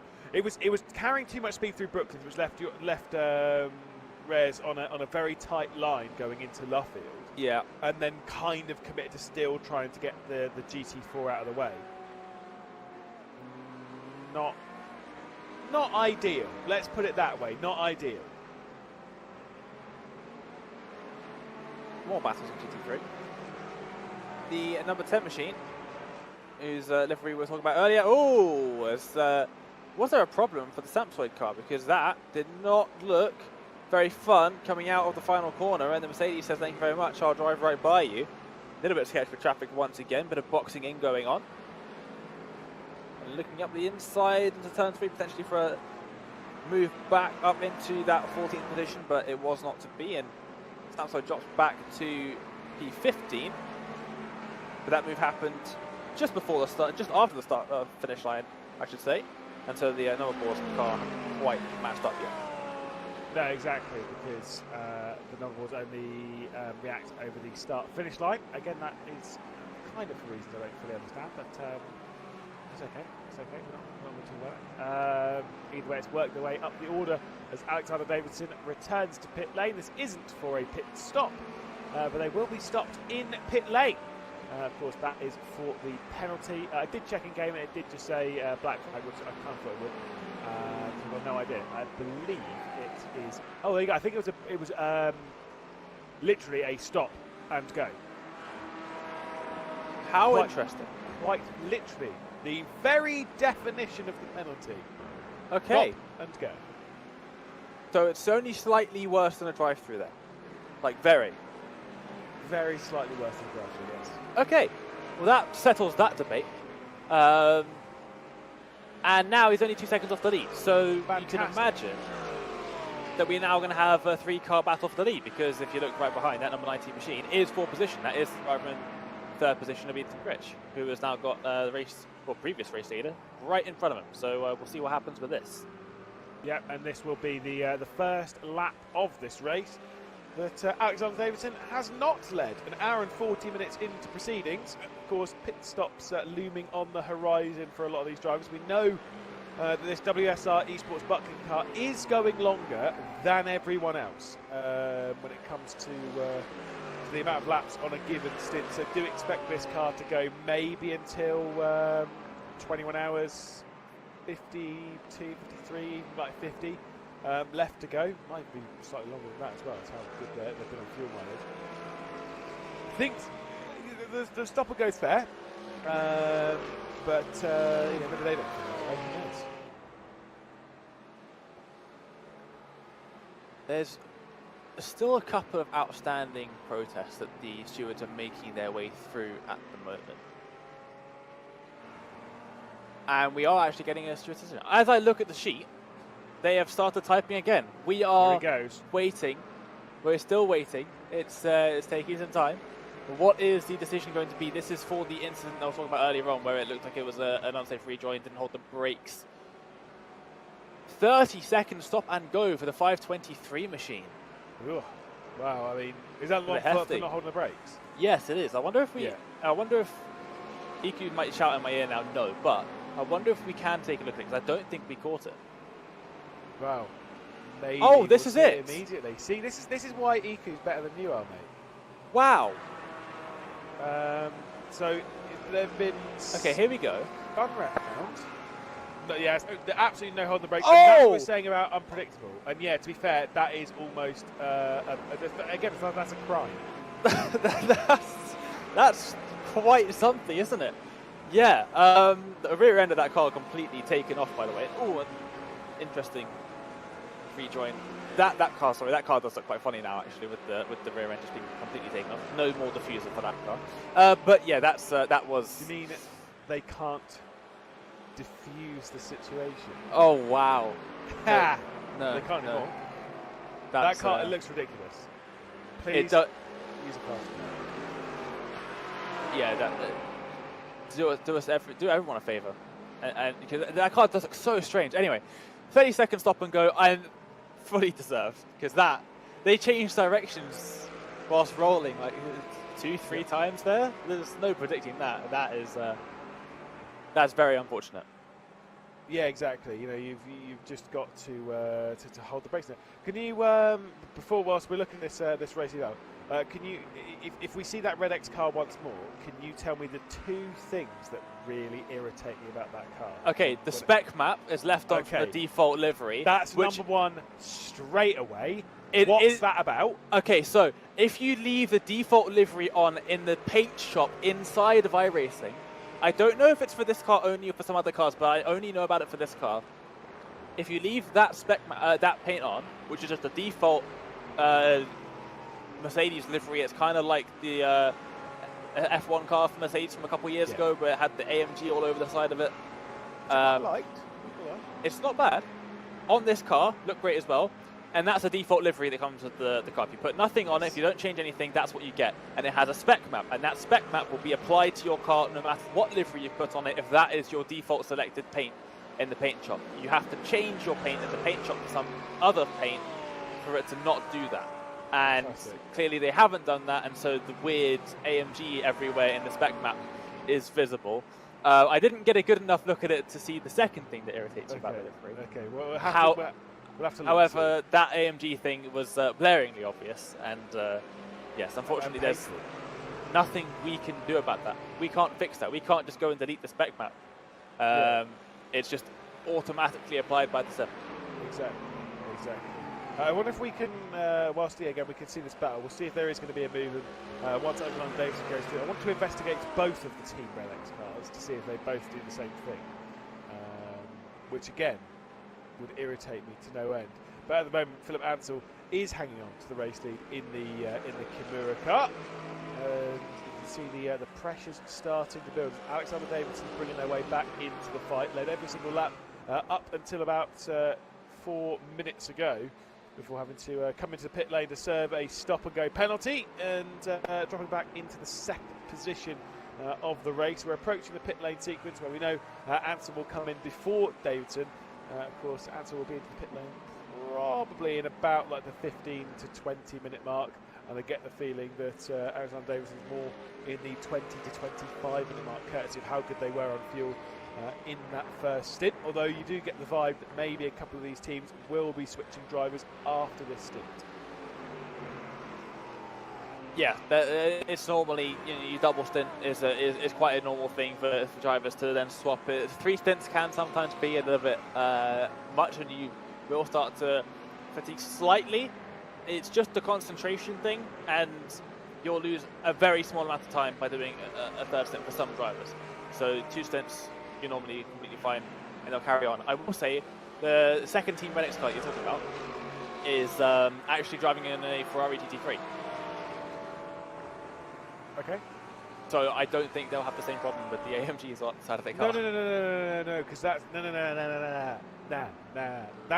that was one problem. That was a problem that we ticked off, but I did say I have 2 problems with the car, as we were saying, and it does have the same problem. So we see this car here, you see it driving through. Can we go back to the other Red X car as well? So you can see this. Look at it go through. Okay, fantastic. Let's go back to the other one. Okay, has the same problem. What is it? Oh, is it the logo on the front of the car that you can't see? You've got a team called Team Red X. Absolutely no red on that car. Or X's, to be fair. Or X's. Oh, it's a sponsor. I don't care. Put some red on your car. And the banner does not count. Anyway, here comes a move for the race lead. Let's talk about that for a little bit. Actual racing for the front of the GT3 category, which I haven't seen in a little bit of time. And Davidson right up to the back. The 2 Mercedes at the front. Lamborghini just behind. Ethan Fritsch watching on patiently. Obviously, if these 2 go side by side for a little bit, you may well want to join the conversation as they'll make their way onto another lap. We're right on board for a little bit with our the driver that's led most of this race, then unfortunately decided that one of the GT4s did not deserve to go through back to Beckett's in a straight line, in the correct direction, I should say.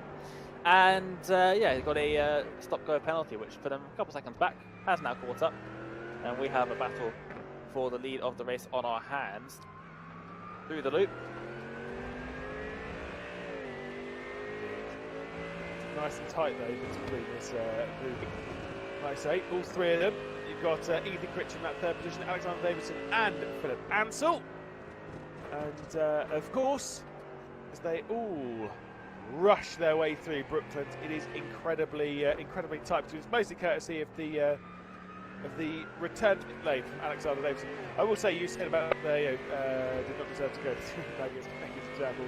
The first ever endurance race that I ever did around here was an 8-hour race, 2015. Well, no, it might have been 16. It was 16 actually, yes. Towards the end of 2016, and it was in an LMP1 car. It wasn't on Irish, it was an and I got to this bit of the corner, and I had a slight snap of oversteer here, and I just went straight over.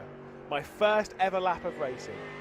Could you imagine how scared the team manager was for the next? Bearing in mind we were in a lead. It wasn't that comfortable. We were in the lead of the race, and I've just bottled it almost immediately. Thankfully, without losing too much time. I think the rest of it, the other two drivers in the car might have been a little bit shaken up by my antics that afternoon. I've got more of them though, but I'll share those later on.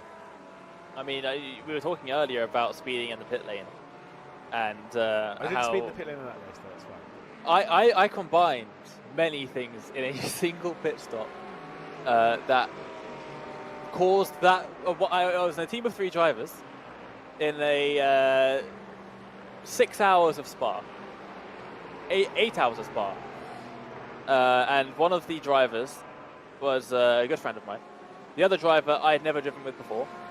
He pulls out a substantial lead in this race. I get in the car, and within 2 laps, we were in 3rd position.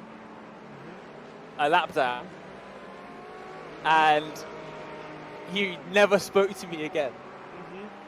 He left the voice chat and left the Discord server. Never spoke to me again. Can we name and shame, please? I can't remember. That was the only race that spoke to him about 3 hours. So I didn't make. To be fair, I kind of see where it's coming from. I come out of the pits, and it's Spa endurance pit lane. Came out of the pits, and my first question was, wait, what was the boost strat again? It was LMP1 with the hyper boost. He was quite annoyed about that.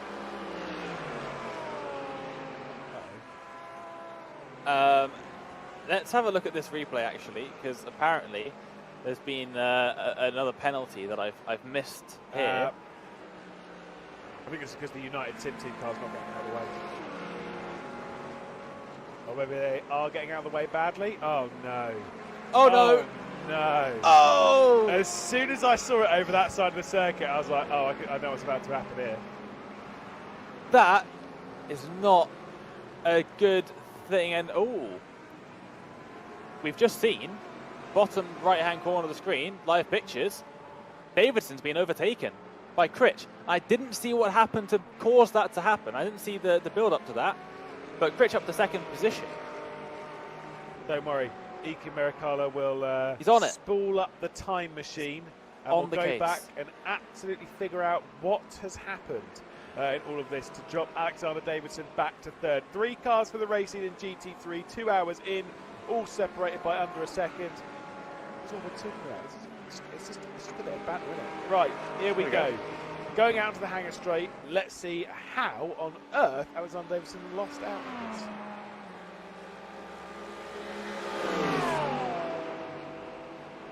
I think our producer. Oh wow, no, that is a send. That's quite some send into Stowe, but I think our producer is correct in that the GT4 through Beckett's and Chapel did nothing in the way of helping Davidson and Ansell gain speed coming out of that complex, and Critch, being a bit further back, was able to carry more speed out of the corner and did help him quite a bit. Yeah, he did. just had the overspeed, got the move done. Still have to work for the move a little bit going into Stowe. But alas, nothing major in all of this. As we'll see these continue to battle out. 2 Mercs and a Lamborghini. A delicious Lamborghini sandwich with some interesting Mercedes bread. I had to really correct George Morgan the other day. I noticed. I did notice that. I did notice that. I got him to answer it. So I was like, well, what's wrong with that? AMG. Okay. Oh, take a close look at our lead car here coming through Stowe. Oh no, have they got it as well? Oh yes. Look at the zoom. Here we go. Oh, see, I saw it as soon as you see. Yeah, no, you're absolutely right. Look at that. All over the rear end. Right. Shiny Public AMG service everywhere. announcement. 0 out of 10. PSA for all Mercedes GT3 drivers and teams out there: change your default paint, otherwise you too will be cursed with the AMG. And GT4 teams. Is it the GT4 as well? Well, the GT4 was the one we said. The Red X car was GT4. Oh yeah, it was. Yeah, it was, wasn't it? So Well all Mercedes in general. I mean, the Mercedes F1 car you can't participate anyway. No, but, let's not go down that road because that'll really. Right, yeah, let's move things swiftly on. Don't. Lovely weather we're having at Silverstone today. Unlike actual Silverstone, in which it is freezing. Oh, here we go. GT4's getting in the way, and now we've got a 3 wide potentially for the race lead coming up. It's going to be 4 wide with the GT4. Oh, it's all getting very sketchy. And do you want to know what? It was the Kimura GT4 car getting in the way of the Kimura GT3 car. Bust-ups happening in the Team Discord server. Yeah, I think it's fine. There's nothing they could really do in all that. It's absolutely fine. It happened. But the 3 of them are very close together, and it's all, like I say, it's almost as last way. Have you seen what temperature, by the way, it is in game? I have not. I wonder if we have... Actually, we do have a lovely graphic, I believe. Maybe. Iku might shout at me. There we go. Look at this. 22 degrees. Oh, that's delightful. Why do we also... The 2nd of Sus? What date is it in game? Oh, it's the 2nd of September, isn't it? Right, okay. What? Sorry, is this what is has set to happened finish there? mode? Is that... It's finished. It is finished. Oh. Okay, cool. It's okay. It's fine. That's fine. That's EQ. Hashtag EQ moment. Blame EQ. Right. In there. That's kind of sus. I'm not gonna lie. Oh no. dear. Yes, the 2nd of September. I don't believe it was 20 degrees on the 2nd of September. I think it was pretty cold around that time. That's fine. It's delightful out there. As someone who's just come back from Portugal, where it's been about 20 degrees, I would like more of that. Side by side in cops, and oh, here comes a car behind with significant overspeed. Is that the one with 44? Trying to make it side by side. We saw this with the GT4 already. You don't need to try and do that. Don't try and force it through there. They're going to run side by side through Maggots Beckett's, and wow, that was a... I was just tensing the whole time. I was cringing. I was like, it's going to end in disaster. And somehow they managed to go through at that speed, and they didn't lose the car in front. That's a brilliant move by Josh Millington. Yeah, again, very good. Rares here and then Project 88 car, who we know is good for a bit of an outside move around here, but unfortunately it's going to be an inside move for William Hope and the Team Loose Spurwing car, trying to work their way straight back through on the TSRC machine. As they work their way now down into club. Not really going to make it stick around the outside there. So William Hope, who like I say, I've seen racing in Formula Fords a lot recently, courtesy of the Formula Ford Regiment supported the British Formula 4 Esports Championship. There's an awful lot of racing in those over the last couple of months, which has been rather exciting to see. We're currently running in the 14th position in the race, and look who's knocking at the door to come through. It's the Samsung Canaan car. Flo Darwin's behind the wheel. Right now, picking up the pieces after what can only be described as a fairly troubled start to the race by Samson. Yeah, he's not had the cleanest first couple of hours, but still going strong. Here is another thing that's going very strong. 3/10 separates our lead 3 cars in GT3, courtesy of a penalty and some GT4 traffic. GT4 friendly fire even, with both Kimura cars leading the race in their respective categories, getting in each other's way a little bit, and it has bunched up these top 3 massively. They can battle all they like because they do not have to worry about the number 3 car with Andrew Dawson, who is 15 seconds back. So they can go at it and making our way towards the end of the stint as well. So we'll definitely keep an eye on that. They're side by side here. Is this the battle that we were just looking at? It is the battle that we were just looking at. Yeah, it is indeed. TSRC getting to Project 88 car, so Josh Millington working up another couple of positions. We did see the TSRC car had worked up an awful lot, so it was inside the top 10 prior to the first pit stops. There is the 89 Motorsports car on its return up the order after receiving a 30-second stop and go for, let's call it detonating. Another car coming out of pit lane. And so it's actually been in the pit lane 3 times during this race. Once for a fast repair, once for a stop and go penalty, and then once for the actual pits. And we're a minute away from the potential of more pit stops on the horizon. Team Red X bring their car down onto pit lane. Any mechanics in the pit lane, if you've got a bit of red paint, chuck it on it, and I'll give some bonus points back to the car. Best if you can put it on in an X formation. See, that's one thing they need to implement in iRacing, is mechanics being able to do weird rubbish to your car. I will say something. They are so opposed to having red on their cars that neither car has a banner. Oh, do they not? They don't have the banner. I did not realise that. Whoa, this is sketchy. Okay, this is concerning. This is You've got very the concerning. Aztec car and the Symphony of Pistons GT4s, their own little battle and their own little dance. As 4 GT3s try and work their way around the outside. The Samsung car, the Samsung Canaan car, is the one that got delayed in all of that one. Again, that was a recipe for disaster that never happened. Count the number of times that we've been so sure that some incident, some tomfoolery is about to occur, and then they just drive off cleanly as if nothing ever happened, and you would never know that about 20 seconds ago these cars were millimetres away from disaster. Indeed. And that's how I spend my entire career. Oh, something's happened to Alexander Davidson, ex-race leader, having a spin going through the club chicane and now dropping right away up. I was going to say that Davidson, I was wondering if they weren't going to go on the attack and try and work their way through and was just going to sit behind and save an awful lot of fuel. Alas, that might not have been the case. Maybe there was a bit of concertina, maybe there was a bit of lap traffic in there. Maybe there was a bit of an audacious move. Dane, tell me what's happened. I was going to say they were very, very close together, and now what's happened here? I think he's setting up for some kind of sneaky move with all the traffic 3 wide, and oh dear. Very messy. Now, the car in the middle has left about a mile space on the inside of that right-hander. Yes. I understand why, but I don't think Alexander was expecting that, and that may have caused that contact. We'll see, and no doubt. It was the leader of the GT4s here, so it's Jack Southfield, the Sim Racing Collective car. Like I say, I can understand why this Merc was trying to give a load of room, which, by the way, is the next car for Davidson to come across. I get why they were trying to leave so much room, but they left way, way too much. But the 99 car was only off the track.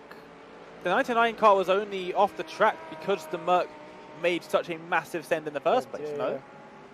Either way, all I can say is the entire sequence of that was very messy. Oh, it was. In the middle of all of that was the Mercedes. It's now receiving a few flashes from Alexander Davidson. I think that's more saying, what were you doing? If the United Sim team, once again, we've seen them having a couple of problems, diving it in way too deep. Gotta say, beautifully read from Jack Southfield. And I get the feeling that may end up being another penalty for the United Sim team. I think you may be correct there. We'll wait and see if it does get protested. I can imagine that it would, but honestly, by both teams involved in that. Yeah, exactly. I mean, if you're the GT4, if they hadn't got out of the way, then they would have been cracking the road. I know there's this is not saying anything about our stewards in this today or now or whatever, but I have seen where there's been incidents like that, where someone dived it in, someone's got out of the way, has cost himself time in the position, all that kind of stuff, as Crofton Woodhatch has come into the pit lane in the Ram Ranch motorsport car, and they'll say that there's no penalty for it. There's no penalty because there was no contact, and I absolutely hate that. Yes. I'm like, so there's no penalty because there was no contact, because someone was well aware as to what was going on. They got out of the way, avoiding the contact. But then there's no. and I've seen it before in leagues. I have no idea what's going to happen. Although I don't know what's in the rule book, but I've got to say we should all give a little bit of a round of applause to Jack Southfield, because that was excellent reading of the situation in the sim racing collection. I mean, he is the race leader; he knows what he's doing. But that was brilliantly read. It absolutely was, and definitely saved their race lead, probably for sure. But yeah, possibly damage definitely would have happened. Could have been quite a bit as well. That Merc was coming in at some speed, and who knows what the other cars coming through would be thinking as well. So no protests have come through just yet, but I can imagine that somebody will send that up to race control and to the stewards.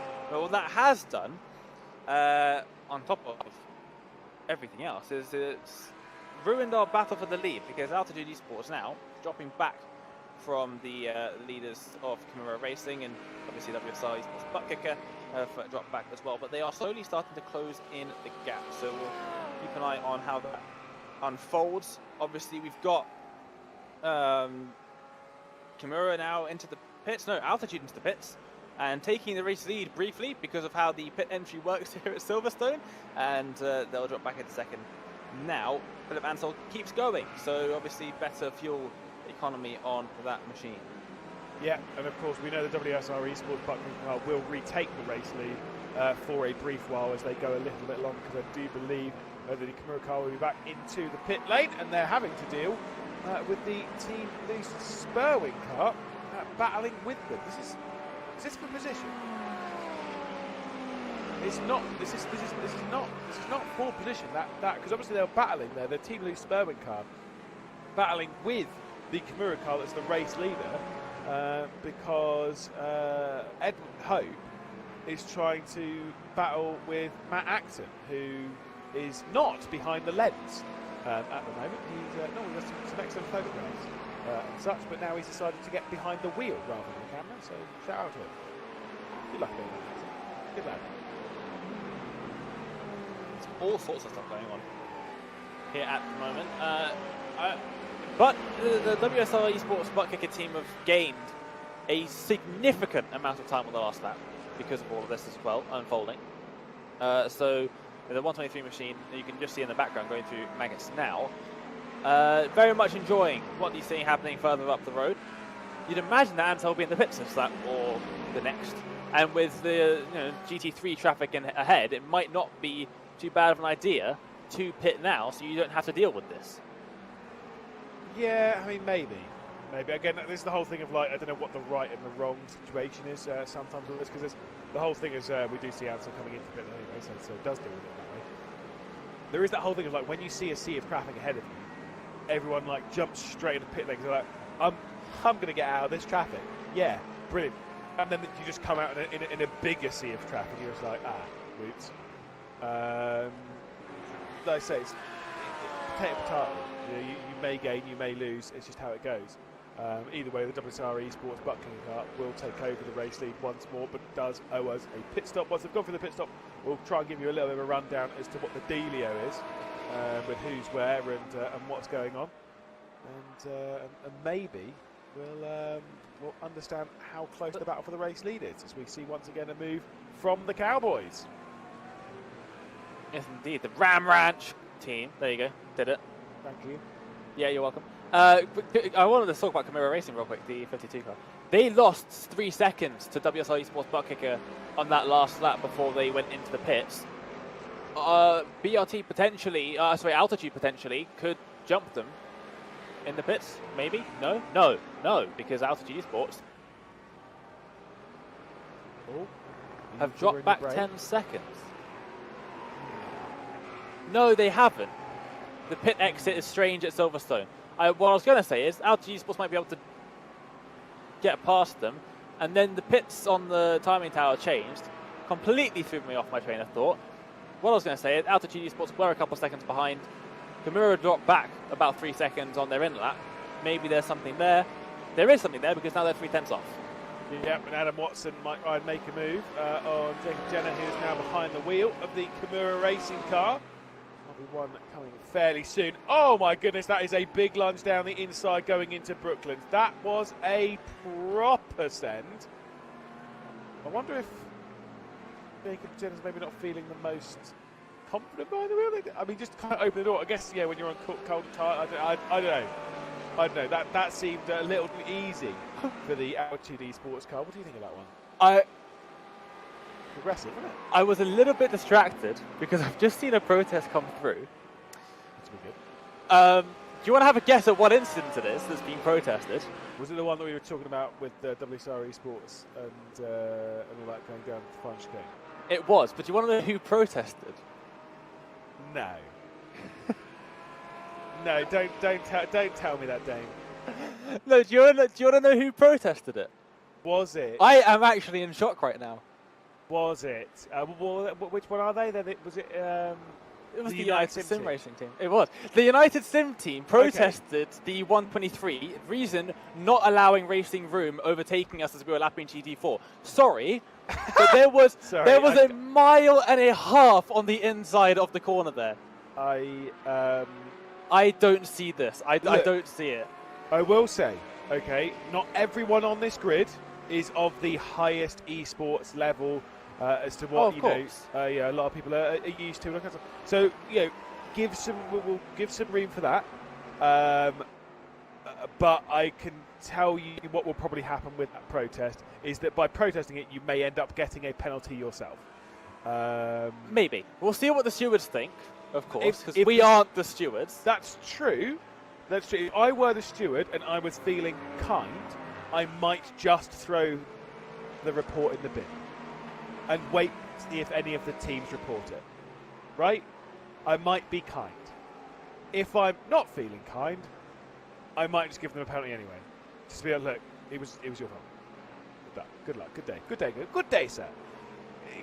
This field does have a large disparity between the quality of driver from front to rear, and that is fine. I actually quite like that. I like that we have that. It's normally a bit crazy.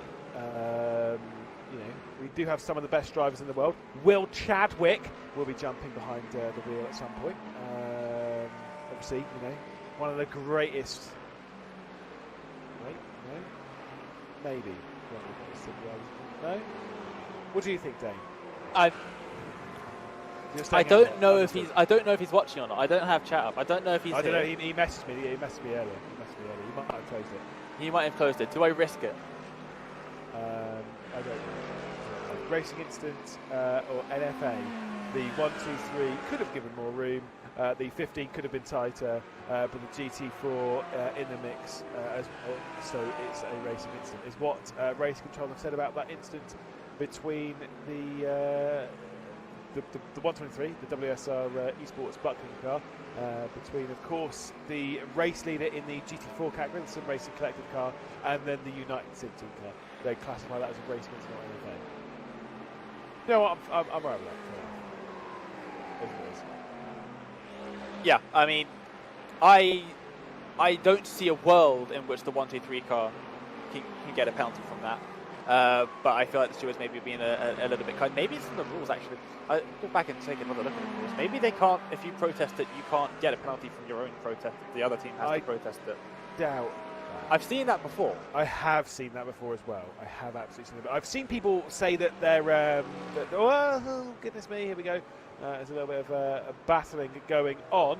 Of course, some of the cars that have been working their way back up from the rear of the field from earlier incidents, as we can see the 66, the PRC by Dapper Customs, first car into the pit lane to serve a stop and go 30 today. Now involved in a deep battle with the BPR Esports team. Ben Cooper behind the wheel of the PRC by Dapper Customs, and Sam Gunstone behind the BPR Esports machine. Tight little battle here, all for just inside the top of the 7th position. They're all fighting for in the GT4 category. Here's an interesting rule. I was going to say, do you want me to keep talking whilst you're looking through the rule book? Or, I found a rule. Cool, go for it. Tell me. Teams have a maximum of 5 protests throughout the race. Interesting. They don't get them back if they're right. It doesn't say that. Okay. It just says, as a team, you will have a maximum of 5 protests available throughout the race. Which I'm not condoning this behaviour, but I think your brain might be going in the same place as mine here. Come the end of the race, and you know a team has made 5 protests. Okay. Yeah, I know exactly where you're going now. Yeah. I'm not saying any more than that. But yeah, I mean, so I actually think I think generally speaking, I think if the penalty goes through and it's correct, if you report someone and then they get a penalty, i.e. you have reported something which has been correct in the steward's eye, and then I think you should get the protest back.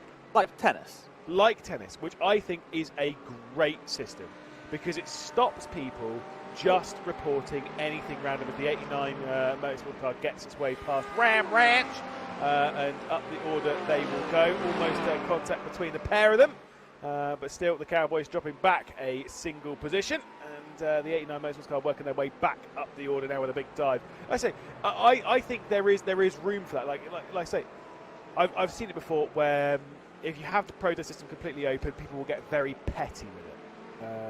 And case in point, MC Sports, round 1. I don't know what happened. We had a lot. We just were flooded with protests. Right. Fantastic. That's your problem, not mine. I was sat in the comments booth having a great time. Yes, exactly. None the wiser because most of them were no further action. Yeah, exactly. Which I'm always like, look, if you're going to waste the steward's time, Exactly. then yeah, that's not cool. At that point, you have a limit in place. So, which I think is absolutely fair, as long as you get it back, if it's correct, because racing's going to pit lane. You have to get them back, because like you may just have like again, I don't want to start tearing the rule with the police, and especially considering it probably is the case when you do get them back. If you don't get them back, I mean, you can be involved in more than 5 incidents over a 24-hour period. That's why that you must get them back if they're correct. Surely. do you know what I'm going to do? I'm going to go and ask. No, I think we should guess and be wrong. I'm going to guess that you don't get them back because that's how it's written. It's written. Yeah. Absolutely nowhere does it say you get them back. It literally reads, please note in all caps that as a team you will have a maximum of 5 protests in bold available to you throughout the race. That's all it says. I am being told you don't get them back. God, okay, I'm not going to comment on that one. I'm gonna climb back into my little box and not say anything more. So I go back to my previous point. Come the end of the race, this is why what you're saying, I feel like makes a little bit of sense. Is now come the end of the race, and your team has been in a couple of incidents overnight, and you're battling against a team that's used all 5 protests. I think this opens. It opens a nasty can of worms. It really does. And we'll leave it at that. Let's hope we don't have to. I completely and wholeheartedly disagree with that, and we shall move on before we get into some serious trouble and start really irritating the people that have put on this fantastic race. Because otherwise, yeah, we'll just we'll be whinging. We're turning into a couple of drivers here, just like chatting about all the rubbish. Should we start talking about BOP? I actually don't know. I'm just guessing that they're going to they use in-game the iRacing bot. I don't think they have custom bot. It doesn't say anywhere that they do. So yeah, no additional car bot. There it is. No additional car bot. So we can firmly blame iRacing for any BOP differences people might think. But I think the racing's been pretty close to all the cars. So yeah. I don't really think it's. And to be quite honest, and this may be controversial, unless you are in the toppest of top world championship level of sim racing, the balance of performance does not actually make that much of a difference. No, I think this was the whole thing of when it comes to the whole thing that we were talking about with IMSA, right? Because IMSA has a custom bop, as we'll see this again, another attempted move and navigation of traffic.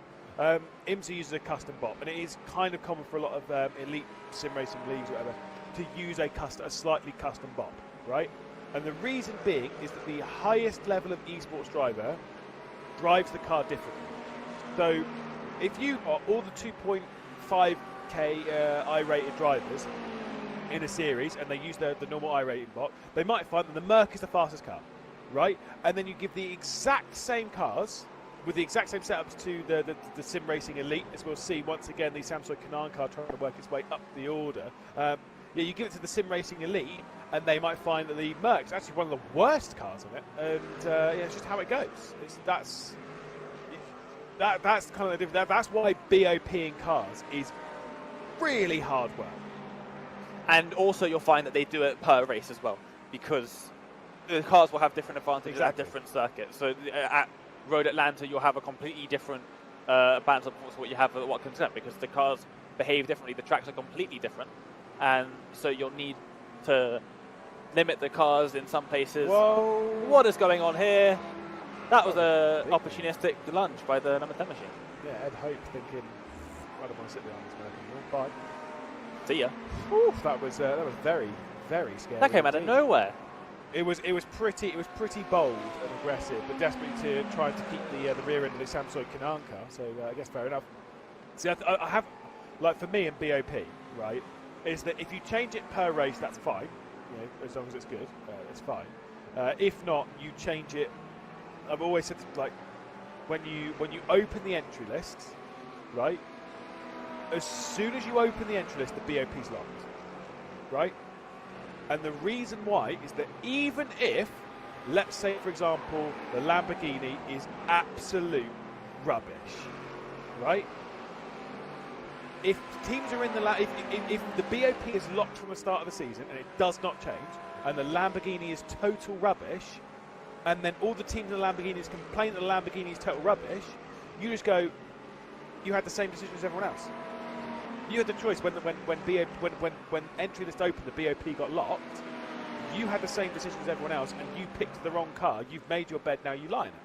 And that's for me. That's how I would want BOP in most of the time, mostly because I like telling people they're wrong. It's really satisfying. But anyway, moving on. These GT3s are getting real sketch. Oh yeah, Like real sketch. they always are. Do you not think you could take it to them right now? Probably not. I have not driven a GT3 car in many years, actually. Good. The last time I drove it would have been for the Spa 24.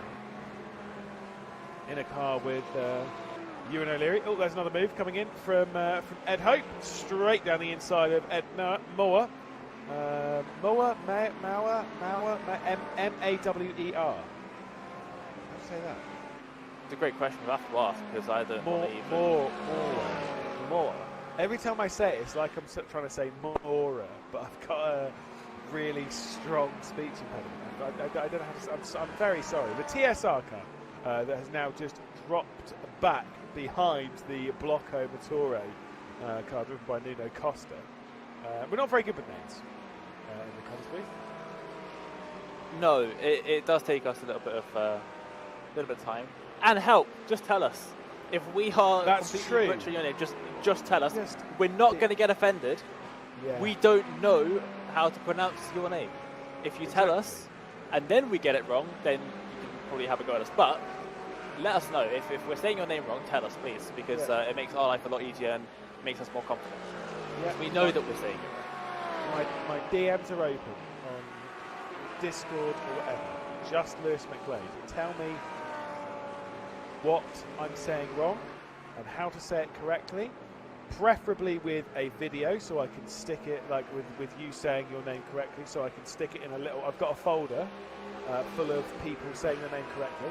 There's only 2 names in it at the moment because I've had to, because they're the 2 that people get, I feel, have the biggest arguments about for reasons I don't really know, which is Sebastian Job, right? Because obviously it's just J-O-B, and so a lot of people are just like, well, surely it's Sebastian Job. You're saying his name wrong, Sebastian Job. I'm like, he says Sebastian Job. That's what he says. He says Sebastian Job. And so I have a video of him saying, I'm Sebastian Job. Bang. Throw that one out there. Anytime anybody. And the other one's bought a house. It's not Huis. We've passed this point. It's definitely not Bonahuis. Okay. We've gone past it. I have agree. a video of him saying his own name. Oh, it's very close. It always looks closer from this angle, I think. It always looks like it's like even more sketched than it probably actually is. But yeah, that camera angle, the sun, I tell you what, that car has ascended. Indeed. Sorry, my brain's like turning over a little bit. I'm trying to find a joke that works with Dadswell. Is your Dadswell? It doesn't really work because his name's Tom Dadswell. It's just there's something there. There's something there. Come back to me in an hour and 37 minutes time, and I might have a joke. Okay. With that. Whoa. But either way, he's firing it down the inside, going through Woodcote.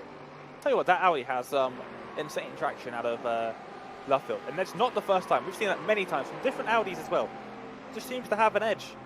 Maybe it's because it's a mid-engine car. It has something to do with it. The Mercedes maybe just like plows out the corner a bit more with the front engine, bit of understeer, but Audi really liking that exit of the corner. I will ask you though, on the topic of names, Jeffrey Rietveld.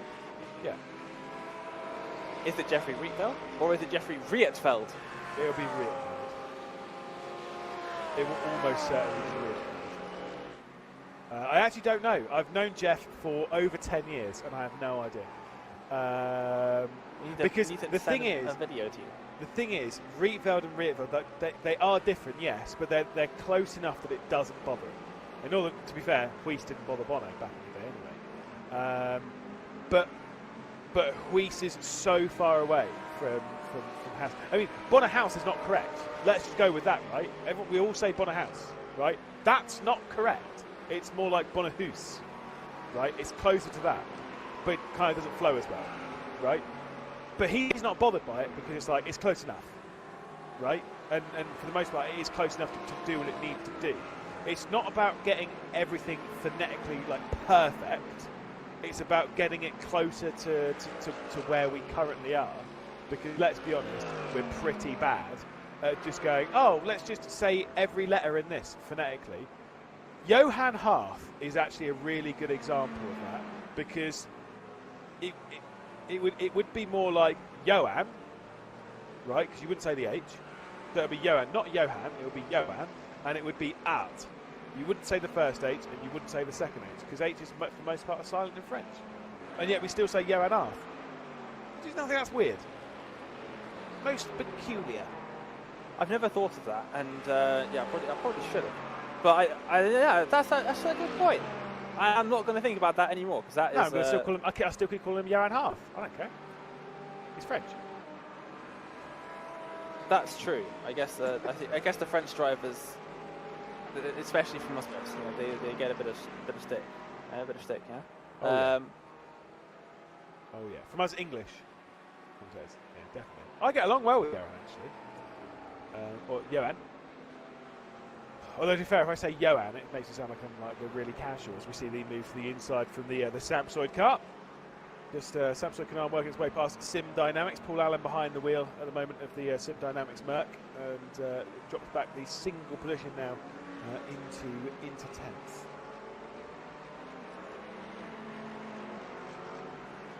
When Iku's going to turn around and say that, no, you've been saying my name completely wrong for the last few years. And well, it's tough. Well, Iku has said we need more Finns in the races. That's a good point, though. What?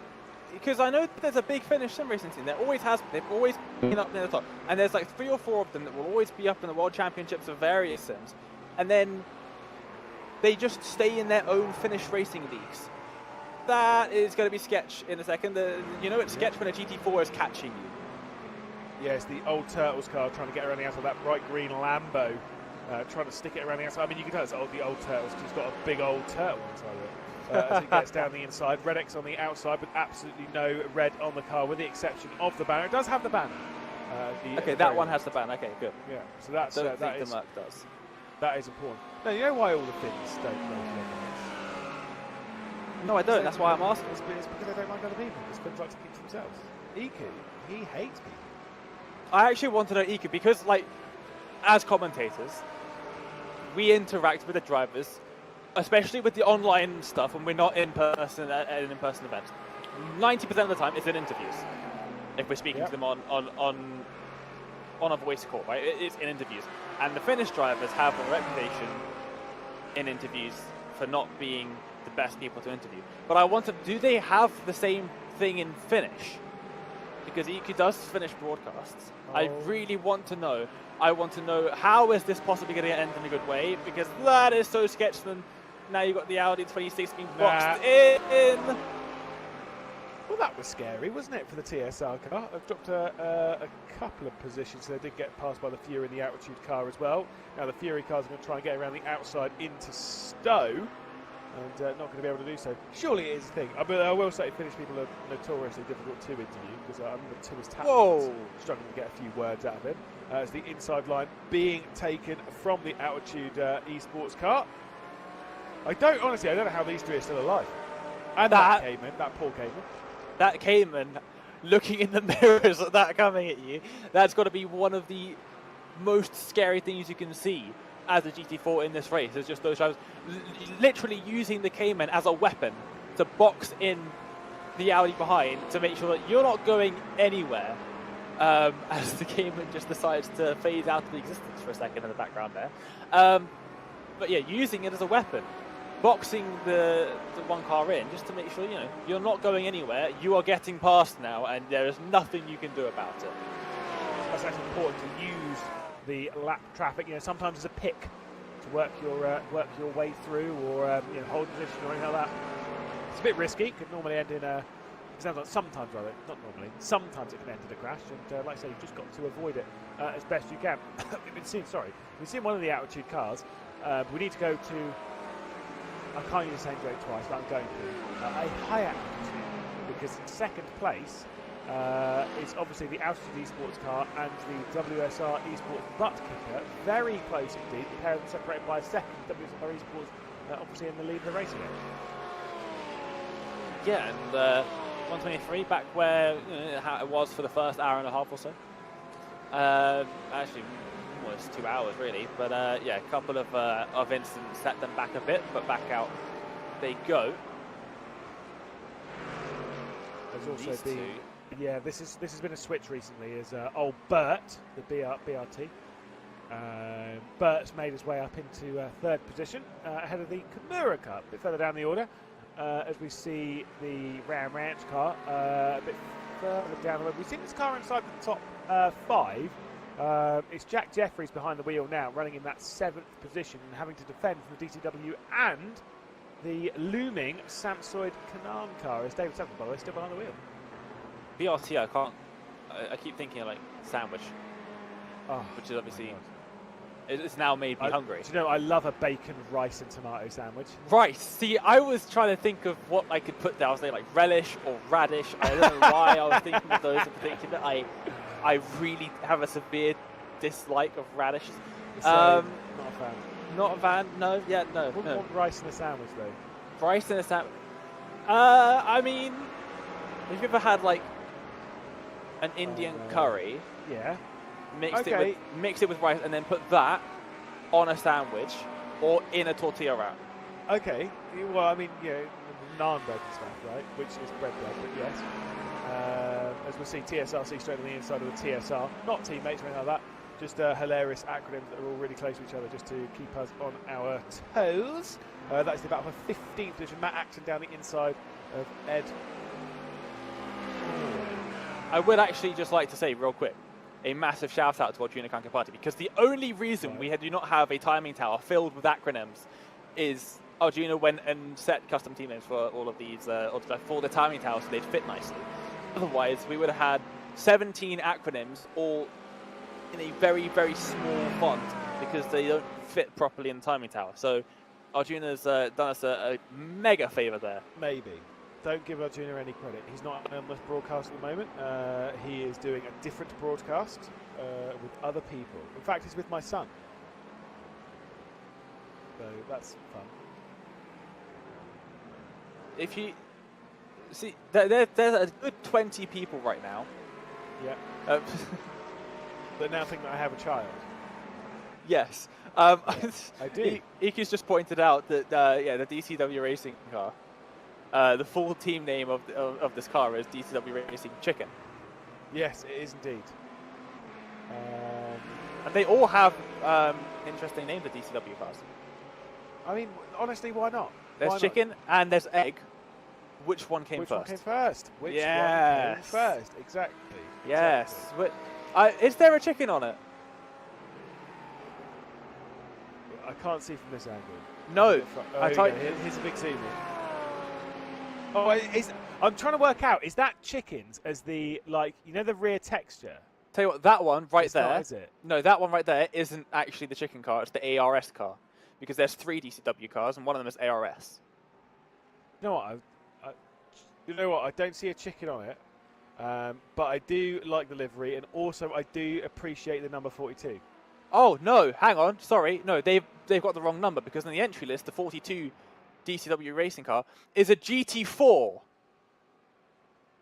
And I still appreciate the number 42, but that's pretty bad. And the number 20 isn't on the entry list, so I have no idea which car that is now. That is a fine. That is an absolute fine, and there isn't a third one. And there isn't a third. Okay, so what this is a fraudulent entry list.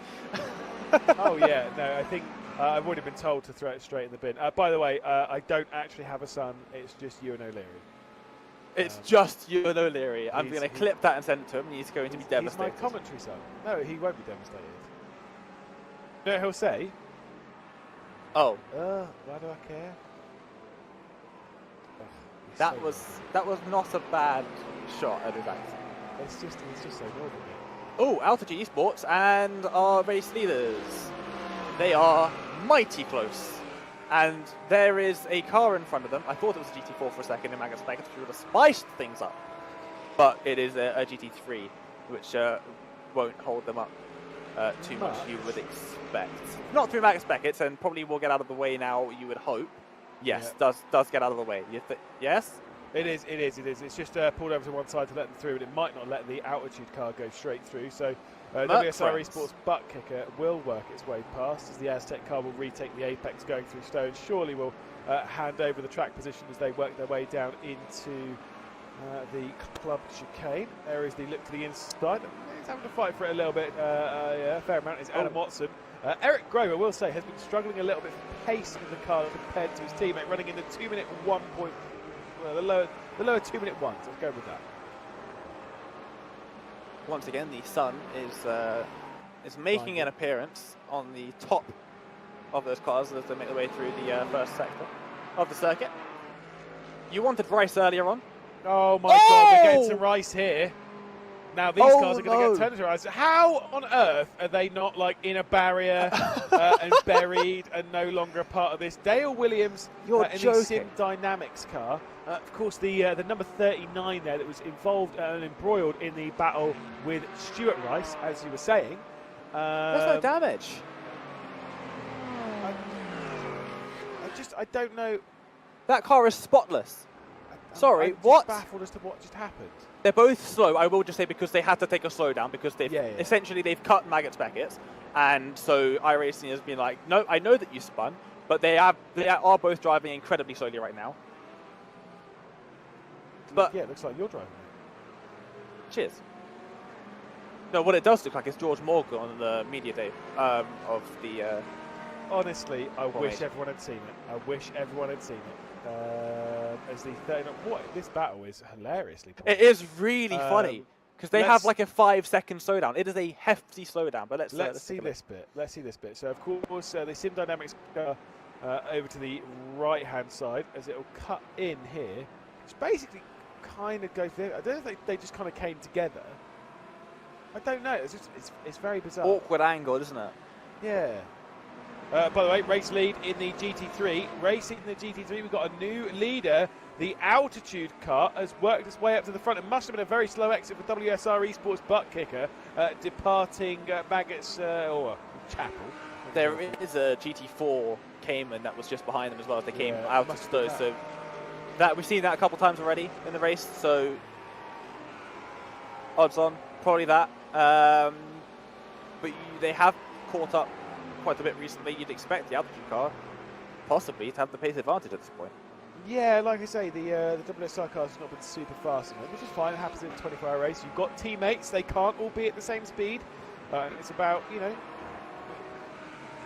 just getting the laps on and not making any mistakes. By the way, to go back to the George Morgan thing, if anyone does know, obviously, I beat George Morgan in some brand new TCRs on a different platform elsewhere. And I beat him a lap around Spa. We got one out lap and one time lap. I beat him by 8 seconds. 8 seconds. Let's see how Eric Grove lost the race lead. I think we are correct. I think we're correct. There is a Cayman. Cayman slow, which means that he is now slow. Altitude is not slow. Altitude gets past, I think. Excellent. You're going for a nomination for the VCA Sydney Awards. But don't worry, I've not got any friends on the panel anymore, so I can't win, apparently. Do you not? Well, I don't know. You don't know? I doubt that. I don't know. The panel's enormous. No, to be honest, day for option. Avoid the conversation. But with that kind of commentary, you're aiming for a nomination. It's perfect. fine. Thank you. I appreciate that. No worries. With our prediction game, with that one, what we should do is look to the inside from the Fury car. That was not. I'm calling it right now. I would actually love to see if maybe you can get a little replay of that from on board the Fury car, because I do not think that was an intentional send. No, I think that was damage control. No way was that intentional. This one may well be as we head our way down into Brooklands, and this time it will be an intentional move in the 142. Yeah, like I say, the first bit into the village loop section. Yeah, no way was that intentional. Just like I say, you're kind of on your brakes there, to the concertina effect, thinking, oh, well, I'm either going to go into the rear of you or I can at least dive it down the inside. Yeah. It is proven to be an absolute legend today. Let's see. It was a little less reaction than we thought. Matthias Tem, basically your future wife. I mean, that is a significant difference. I'm not going to lie. There are 2 letters the same there. Yeah, but I mean, technically, of the 3 characters, sorry, of the 4 letters that are in your fiance's name, I mean, at least 3 of them were active in that name. No. Well, yeah, because you've got a T, an E, and then an E. But the E has an accent. That E doesn't. That is a different letter. Don't get on that. It's not. It's just it's an E with basically a bit of a hat. We have GT4s on the inside. I've seen that before. And that went a little bit better, but still not perfect. There's a bit of contact. Indeed. Is this your preparation for marriage? Oh, actually, do you know what? I don't care about how I'm going to sit here for 24 hours commentating. I'm absolutely not sitting here for 24 hours commentating. You're going to sit here for the whole 24 hours goes terribly wrong. No, I'm not doing that. A day spare. When you getting married, it's 2 days. Monday, yeah. But what I am doing is MC Sports shooting tomorrow, which is... yeah, right, what preparation. Yeah. What preparation. Brilliant. Goodness me. I would say congratulations, I don't. No, you like me too much. I definitely going that way. You started telling the George Morgan, I think, is high on my list of people that get a Christmas card. Might not getting a Christmas card. No. No one's getting a Christmas card. Too miserable. Fair enough.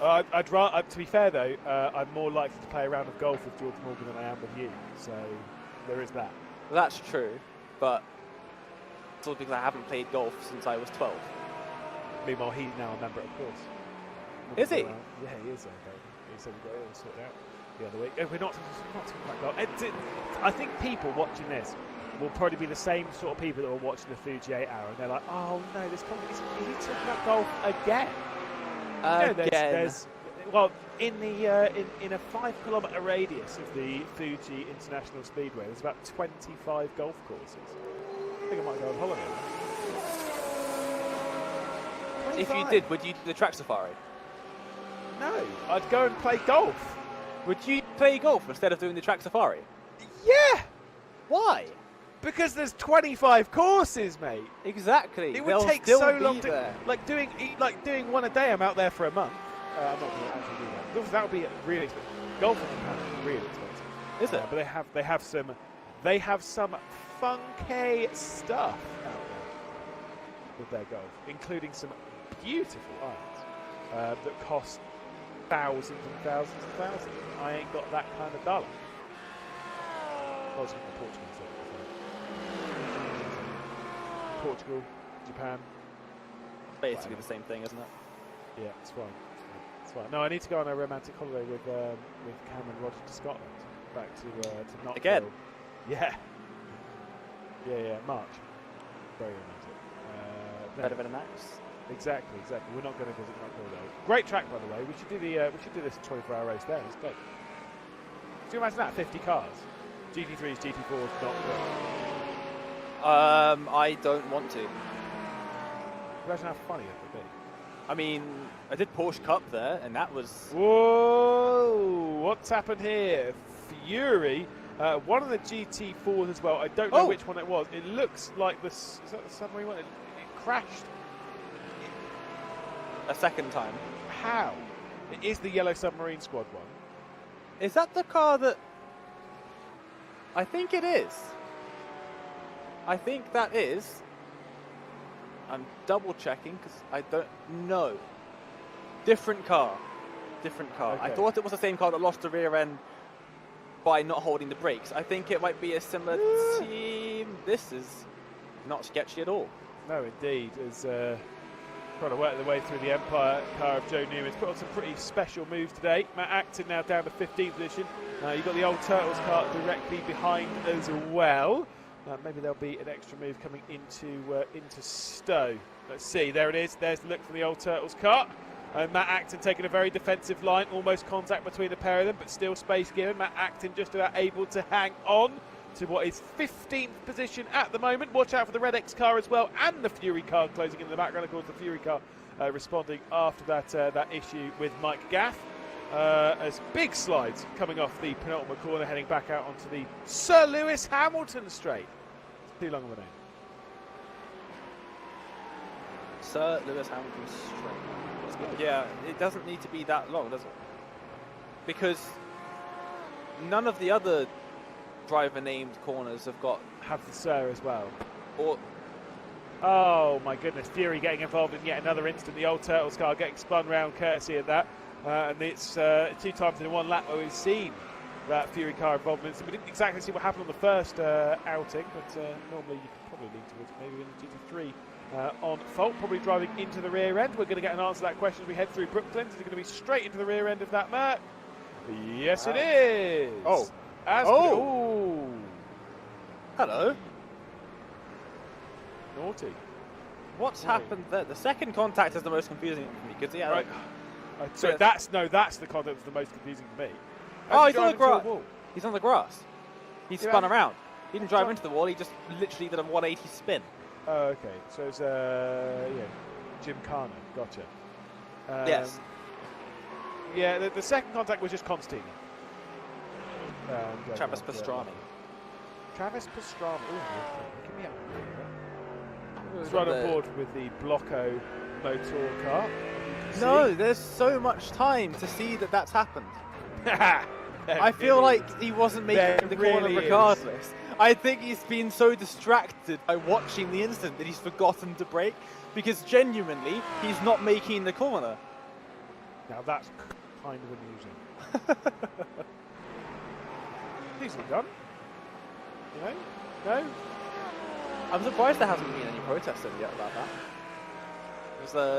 It was a few moments ago.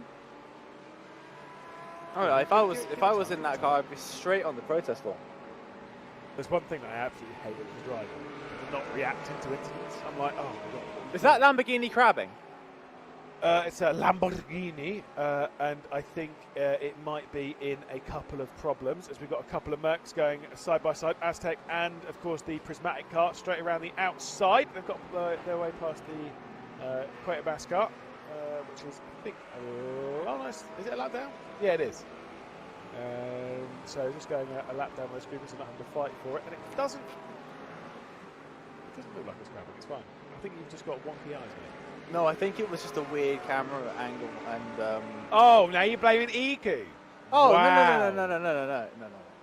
You misunderstand. Just to clarify, whenever we're talking about Iku Mericalo, it's because if you weren't joining us earlier, he's the one that's bringing up the production feed at the moment. And Dane is just trying to throw our poor producer, Iku, straight under the bus by saying he picked the wrong camera angle. No, I almost did earlier on. He didn't, though. That's the thing. You're the one that said it on broadcast, mate, not me. No. Okay. I'm just gonna. Got him. I'm just gonna leave it there. It's not worth it. No, it's not, because you just won't win. No, I won't. I can drop the IQ right the way down. Don't worry, mate. Oh dear. Look, my IQ's not locked to a single number. Don't worry about it. What do you think about the Olympus livery, by the way? The second car here. I know which one's the Olympus car, don't worry. Okay, just making sure. I quite like it. At home. I quite like it. Do you know what ruins it? Go on. Logos. Yeah. Because it's like, I actually think the side of that car, honestly, like, I do like a car that has like art. It's asymmetrical as well. I just the number doesn't fit the number board. It really doesn't. Wow, that's way off. Like, it's not even close. Okay, but actually, whose fault is that though? Exactly. So I don't know. But like, and again, I don't know about the logos. Like, maybe that's not them. Oh. Big kicker poster. But the actual like livery, the design, I think that is art. It doesn't feel like a big, big racing car. But the design's great. Although, again, they have broken my rule when it comes to asymmetric stuff, which is it's asymmetric on colour, not on design. It's the same design either side. Yeah, it's just the same design on either side, mate. No, look at the back. It's all. Oh wait. Oh, hang on. Oh, are you about to say, Lewis, you're right? I would never say that. I would say something Oh, look, different. there you go. There's the design. Oh, what's it on the other side? Ah! It's the same! No, I'm looking at the back. But I think I'm not gonna say it. What? Go on, say it. Say it. Lewis. Yeah. Lewis, you might be right. Of course, and that's why I'm a two-time PCA opening commentator. I'm proud of it. Thank you, and proud of it. You're absolutely right. Hashtag friends. But no, for real, it's a great livery. It's fine. We'll go back to Matt Acton, of course, involved in this fight with the Red X Ferrari. You got the Fury car just off the rear end, who I think is probably awaiting maybe a penalty or two after some earlier incidents. We drop back to the RD Simsport car in the TSR, having the fight for 19th position. I would just like to say this is why I don't get behind the mic as often anymore, and I normally am sitting pushing buttons in production and just sending Danny Chivichave to put a sign on your face saying I say hi. That's the only communication we usually have. Is because my eyes don't work 90% of the time. It's great. Oh, here we go. This is a lot of GT4s. It certainly is, and not all of these are on the same lap. There's a lot of navigation of lap traffic within battles, within everything else. It's Team Heaps Together. Love that name. That literally is how I feel about my own life. So I should probably join that team. But either way, they just managed to, I say keep it on the road, though. They got it back on the road and were able to keep going. Dapper Customs Pineapple Racing Club. Great name. Always. Work their way back inside the top 10. Obviously got a bit of pressure coming on their shoulders, but one of those cars is the Kimura car, which is obviously a lap ahead of the pair of these, so they're going to have to get out of the way. I don't actually have to get out of the way, do they? Is that in the rules? Go and check the rule book. I'm going to check the rule book because I don't think they have to, but I think even there it's kind of like I say it's a sign of respect, but it's like it's the right thing to do. I don't think it's covered. I think it's just iRacing decides, which means they don't have to move out of the way. But anyway, let's moving swiftly on. Swiftly. swiftly on. Excellent. Team Blue X. Team Blue X and Team Yellow X. Yep. Team Blue Chevron. It's not even an X. It's not even an Whoa, X. They're having to deal with the TSRC cars straight on the inside. You're absolutely right. I hadn't even thought about that. Team Blue Chevron trying to hang on, and they're doing so brilliantly. Here comes Fury trying to get straight down the inside, who I swear every time I see this car, it becomes there's slightly more grey on it. I don't know how they're doing that. Whoa, getting squeezed right over to the barrier as they come over to the pit wall. And the old Blue Chevron's desperate to hang on. I tell you what, this is looking much more like reactive blocking than anything else. Yeah. The Fury car's putting its nose in, and that is from what we've seen prior in this race. You know, maybe something to worry about for the cars in front. I would not be surprised.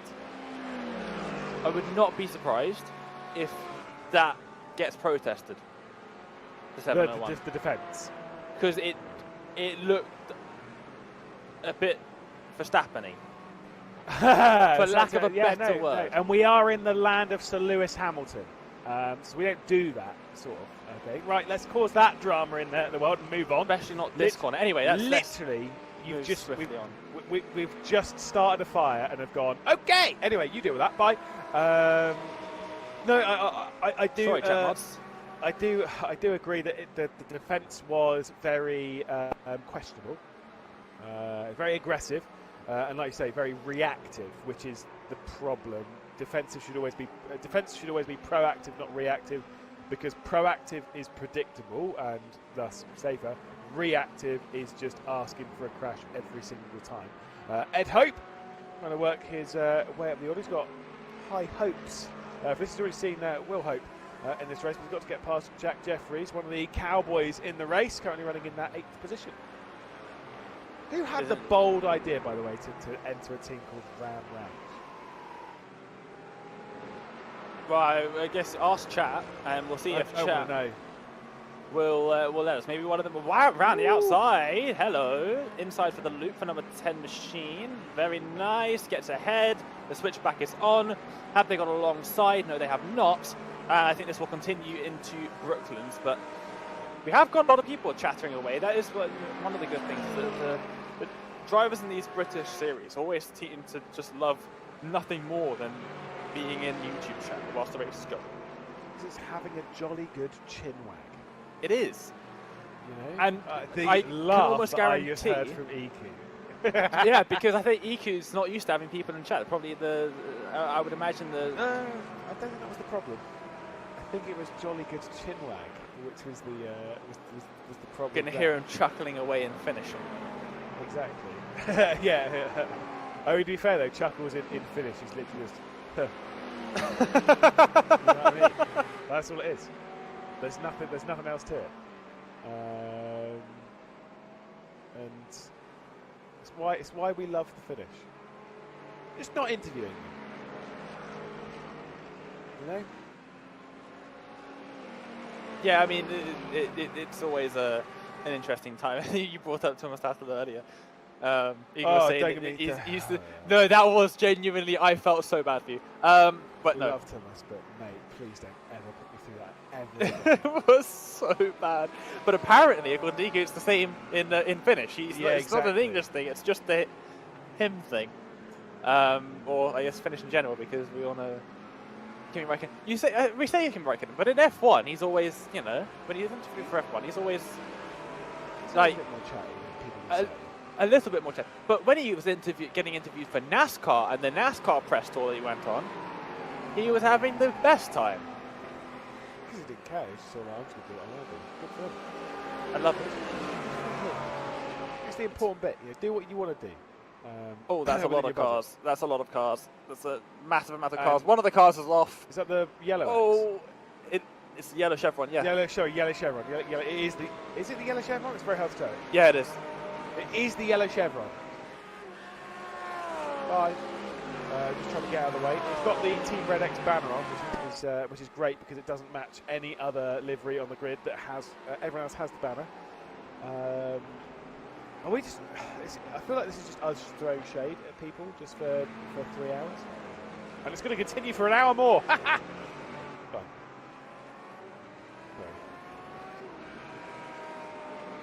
Anyway, we will have a. Oh, have we got? I think we've got an interview. We do have an interview with Thomas Cope. Dave, do you want to do an interview?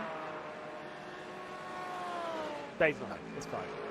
No, sorry, I was reading a message from Gibbo in the YouTube chat, and I definitely blanked out for a second.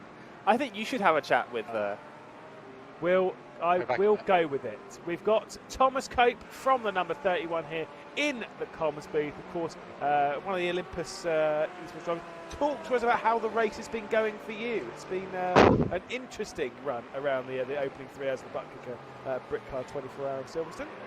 Yeah, like I say, it's been very interesting to start with. Grant's in the car doing best job he can do. Just getting to the race day today has been a milestone. We just love doing the little fun things and little fun events, and we're making the most of it today. What are your goals from races like this? You know, were you coming in like aiming for the victory, or is it literally just sort of like, let's go endurance spirit, get to the checkered flag? Well, we've got two mindsets. We've got the two teams on track. So we've got the number 50 car, which is sort of aiming to try and get a win. They're doing everything they can in their power to go and win the event and do well and get the name out there. And then we've got the 31 car, which I'm a part of, which we were just happy to be able to race. We've got kind of a funny one. I currently don't have a rig or racing gear due to technical issues, and I've had some issues during the couple of weeks. So I'm actually racing from one of the other lads' house, who's quite local to me, so we're kind of sharing the rig. So we had to work a strategy around two drivers on the same racing rig. Now, what's it like, you know, kind of being able to sort of like jumping? I guess like, yes, it might be a bit of a negative, you know, not having your rig at home, but at least going like to see your mate and you have a chat and kind of like almost like an instant debrief, right?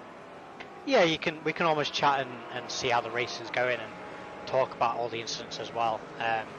Plus, it's a completely different rig from mine. I have to race in VR in his place, and I normally race on monitors, so it's really tricky to say the least, but we're getting on with it. I mean, a top 10 for us right now, we're more than happy, and we're just going to try and keep it clean and get to that checkered flag. On the topic of keeping it clean, I'll ask you one further question before I let you go and have a little bit of a breather and get yourself ready. DT3s, racing around with the GT4s, how's that been? It's looked a little sketchy at points. It is definitely sketchy. It's hard being in VR when you're not used to it, working on the traffic management as well. But the guys really helped me out in the traffic management, but it is mad. Those GT3s have such a closing rate, and before you know it, they're on your tail and they're following you through a corner, and then they're diving you as well. So it's madness, but we can just about manage it for 24 hours. Well, Thomas, mate, we'll hopefully catch up with you a little bit later on in the race as well. But yeah, best of luck. Thank you very much, guys. There we go. Thomas Cope, one of the drivers from the number 31 Olympus Esports guys. I think we've built up a scream from Dane and a replay maybe from Iku. Let's see what happened on the replay. We'll see what happens here first. See if the prismatic car can make its way past the Aztec. Mr. Dane. Yes, I did think I was muted. Apparently, I was not muted. So yeah, that didn't work too well. Onto the grass almost for the 46, deciding to stay really tight to the inside despite it already being blocked, and all that's done has allowed the Audi behind to try and make a move. Dives down to the pit lane anyway, so it was all for naught, and the 46 will move up into what is 22nd position. Yeah, indeed. We'll jump into the replay and see exactly what the dealio has been. This is with the Fury car. And this is heading into the final corner. We've seen them have 2 issues with lap traffic. We'll see a third one. Oh wow. Okay, now that's quite silly. That's the one where I'm sat here like being like that's stupidity incarnate. I mean, yeah, that's not great. I mean, you can't really go on the outside of a car that's on the white line. GT4s go like it can only go to one place. It's always going to wash out to that point. Just breathing the throttle and going for the up and under means that crash doesn't happen, and it's so easy to do. Maybe for some of the drivers on the grid, this is the first time that they've been racing in multi-class racing. I don't know, but that's the third time that we've seen a bit of lap traffic problem from that car, and it's just a little poor, shall we say. We're 3 hours into the race though, and at the moment Altitude Esports are leading by a second in the GT3 category. Meanwhile, Prismatic are under a fair amount of pressure from the DCWR car. The battle for the race lead in GT3 is pretty close. Of course, we've seen a driver swap in this category. We are expecting pit stops from them in the fairly near future. Adam Watson currently leading the way from Eric Grove, who's actually found his feet quite a bit in this stint. Of course, in the GT4 category is the Sim Racing Collective leading, as they've done since the start of the race, over the number 50 Olympus Esports car. Kimura also in tow, and those three separated by around about 20 seconds. Still 21 hours of racing left to go in the Buttkicker Britcar 24-hour of Silverstone as we begin the third pit lane sequence, Prismatic being one of those first to come in the GT3s. And the pit cycle continues to go around a bit. I'm interested to see how it works out with 123, the 123 car, because they just seem to have, at least in the first couple of stints, insane fuel mileage. So they were doing more laps than anybody else before they had to make a pit stop. Has Eric Grove been able to do the same thing and save that fuel and make up that advantage? Because he's got on the offensive in the last couple of laps and started to close back in on the Altitude Esports car in front. Yeah, I say we'll have to wait and see. And to be fair, even then, I think maybe it doesn't matter that much, like as much as it would do, when it comes to teammates. Rather, like every team's going to have a slower driver in the lineup. Most teams will start with their fastest. Not every team will start with the fastest driver, but most teams will start with their fastest driver in the lineup, or at least the most competent kind of thing. A bit rude, but for Eric Grove, I'd say since losing the race lead, I think it's actually done an excellent job at keeping that car within, I was going to say within arm's length, but no, to be fair, that's finger length. That is like keeping it right there. Save the fuel, keep the mileage going, and play the right cards. At the moment, it's like I said, it's fantastic driving from Eric Grove. Oh, it definitely is. I'm just wondering if he's been able to do the same fuel saving. If that's their tactics for all the drivers, or if it's just Alexander that's going to be doing that. So interesting to see what the sort of strategy is with that one, because they're moving up towards their sort of pit window in these GT3 machines. But he has closed down that gap considerably, about a second almost, in the last couple of laps. So maybe looking to try and sneak ahead at least in the pit window. Got 54 minutes of Lulu and Dane in the concert. Do you know who's taken over from us? I don't, but I can find out very quickly. And the answer is, after us is Nolan and Derek. So what that is a significant downgrade. Oof. I don't. No, I wouldn't say that. No, I wouldn't say that. Nolan's in the chat is the only reason I said that. I would just like to make that clear. No, the main reason why it's definitely not a downgrade. I mean, I don't think there is down from there, is there? From a genuine point of view, is that down from here? I don't think so. I am not going to comment. I genuinely don't know. Gina and George Morgan will be a pretty big downgrade. So fair enough, there is down from here. Nolan's in the chat now. Yeah, he's not happy. It's understandable. That's fair enough. It is understandable. But Nolan, I have a question for Nolan in chat. Is Porsche German or Italian? What? No. Just, Lewis, keep an eye on chat. There is context behind this. Oh, I mean, this is going to go back to the whole, like, what? Sorry, no. What? Okay, so we're doing an IFA broadcast at Bathurst, and he's talking to Nolan is talking about Porsche, and then he asks Lorenzo. Lorenzo or Justin, I can't remember which one it was. But he asked Lorenzo, genuinely, is Porsche German or Italian? And he asked the question. I then started laughing, and Arjuna messaged me and said, that's the second time he's asked that question on a broadcast. Where has that come from? I don't know, but there we go. So everyone can now. I love this. The chat is now absolutely. I'm so going confused. in on I don't Nolan. know where this has come from though. I don't. What? What do you mean? Is Porsche German or Italian? Italian. No. It's, what? I'm honestly, I'm baffled. Anyway, we've got cars in the pit lane. Pit lane in the cars. We've got Altitude Esports. Let's change the topic. Just get off this rubbish. Altitude Esports into the pit lane. So Nolan asked a question. Can we get honestly, Nolan, mate? Can we have a serious answer, please? What He did answer. He did answer in the chat. did he? Yeah. What did he say? He said German in all caps. No. I didn't want to answer. I didn't want to know the answer to the question. I know the answer to the question because it's obvious. Was it Lorenzo that asked? Was it Nolan that asked? Nolan asked. I think it was Lorenzo that he asked. But why did you ask the question? That's what I want to know. I think he was talking about Porsche and Lamborghini at the same time, and then he said something like they're both Italian, and then. Okay, asking Lamborghini, are they Italian or German? That's a slightly more interesting question because it's a little bit more sketchy than people think. Because obviously it is an Italian brand, but all of like the underpinnings of the car is basically German.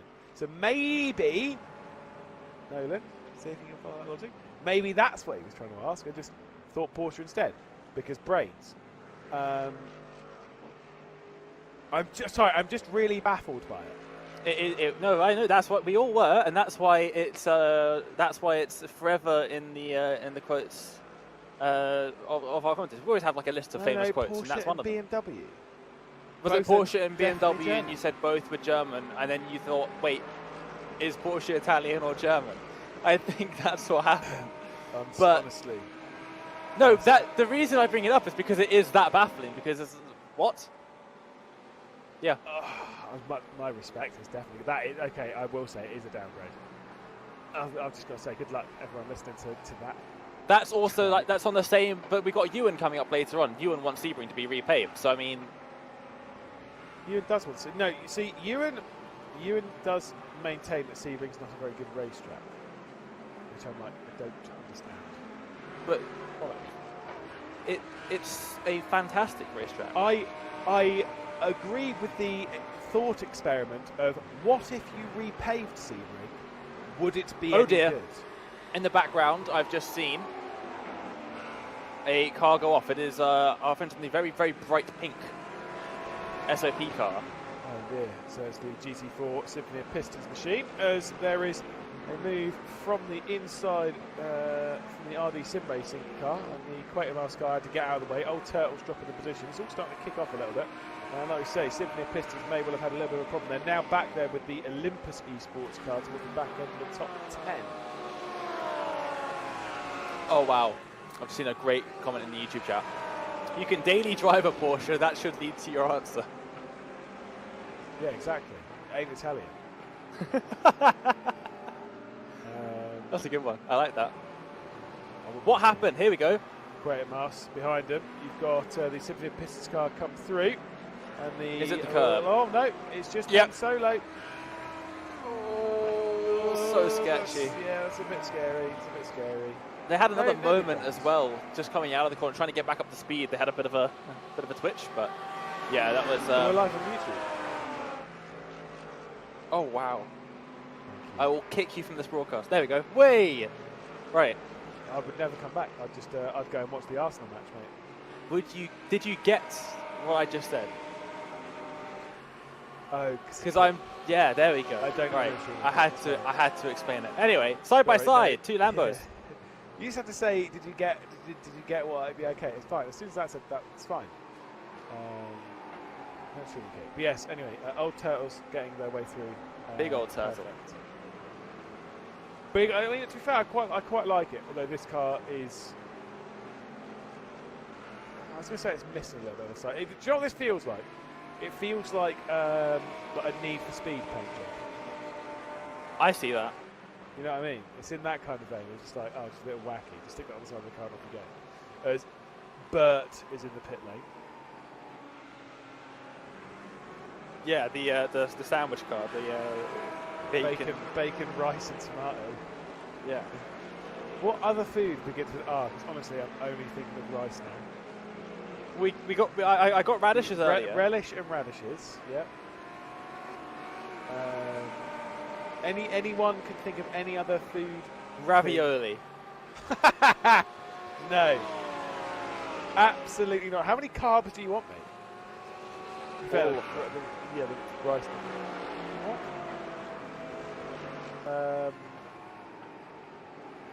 I don't know. Ricotta. Bacon, ricotta, and tomato. That might actually be quite good.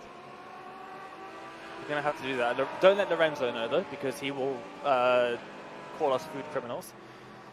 Yeah, but he's probably the kind of guy that snaps spaghetti, so he puts pineapple on pizza. He's called me a food criminal ever since I took off the pepperoni from that pizza that we had in Katowice. In the airport. Yeah, no, fair enough. That is brilliant. To be fair, I still think the biggest criminal when it comes to pizza eating is Jennifer by a country mile. Have you seen Jarno Opmer? No, I've not seen Jarno. Does Jarno Opmer He ate it from the crust. From the crust, yeah, which is not. That's not as uncommon as you think. I've never seen it. I don't like it. But what did Jamie do? He makes it into a. Oh God, I'm so angry by it. I nearly dropped some big expletives. I was so angry. Gianmarco Fiducci, Italian. Oh no! Took one look at him eating a pizza like this, and he was just sort of like, what? No. Basically, he gets 2 slices of pizza and makes it into a sandwich. Yes. Okay, no, because what I've done is, you know those tiny little deep dish Chicago Town pizzas that you get a box of 2 of them in it. No. No. You don't know where I'm going with this yet, though. Okay, good, you make it into. You make a burger. No. You make a burger, and and you make a burger with that. There's the old Turtles car going off, and Watson making his way by. But you make a burger with those pizzas as the bun. I would also like to clarify, because people are flaming me in YouTube. He got my ears saying no. I've seen people in the chat flaming me for my pepperoni. I didn't know what the pepperoni was going to be like, and it was a type of pepperoni that I do not enjoy eating, so I just took off the pepperoni because I didn't want to eat it. I didn't get a pepperoni pizza specifically to have a pizza without pepperoni, which is what people really seem likes. to think. He just really likes extra oil in his pizza. Commentators unhinged, yeah, sure. It's 3 hours into this 24-hour broadcast. I've still got 4 hours of production. Just wait until that. I just don't understand why you would make a burger. Do you know what? It was the first. It was the first thought I had in my brain when I saw those pizzas for the first time. Two problems with that. Number one, that is far more expensive than just getting a bun. Yeah, but that's not the point. And also, just the money. amount of molten cheese. No, thank you. Yes, absolutely. Absolutely not. Yeah. No, that's not a good burger. That's Commentator is unhinged. This is now my favourite YouTube chat ever. That's just gross. Anyway, there's 45 minutes left of this stint. And then you'll be gone with us. You'll be for the rest of the. No, I'm leaving race spot. Oh wow. I'm leaving race spot. I'm sick. Of terrible people, shame. People like yourself. Oh no. I could have been sat back watching the Arsenal Wolves match rather than talking to you and having a great time. I wouldn't be saying you'd be having a great time. So it's 17 minutes in. I've seen the score. I'll be having a great time. I actually haven't. Because you don't really watch football, do you? Oh wow. Yeah, exactly. Not massively. Exactly. Yeah. Okay, that's fair enough. Everyone, all of the. I don't know. They're probably not any Arsenal fans.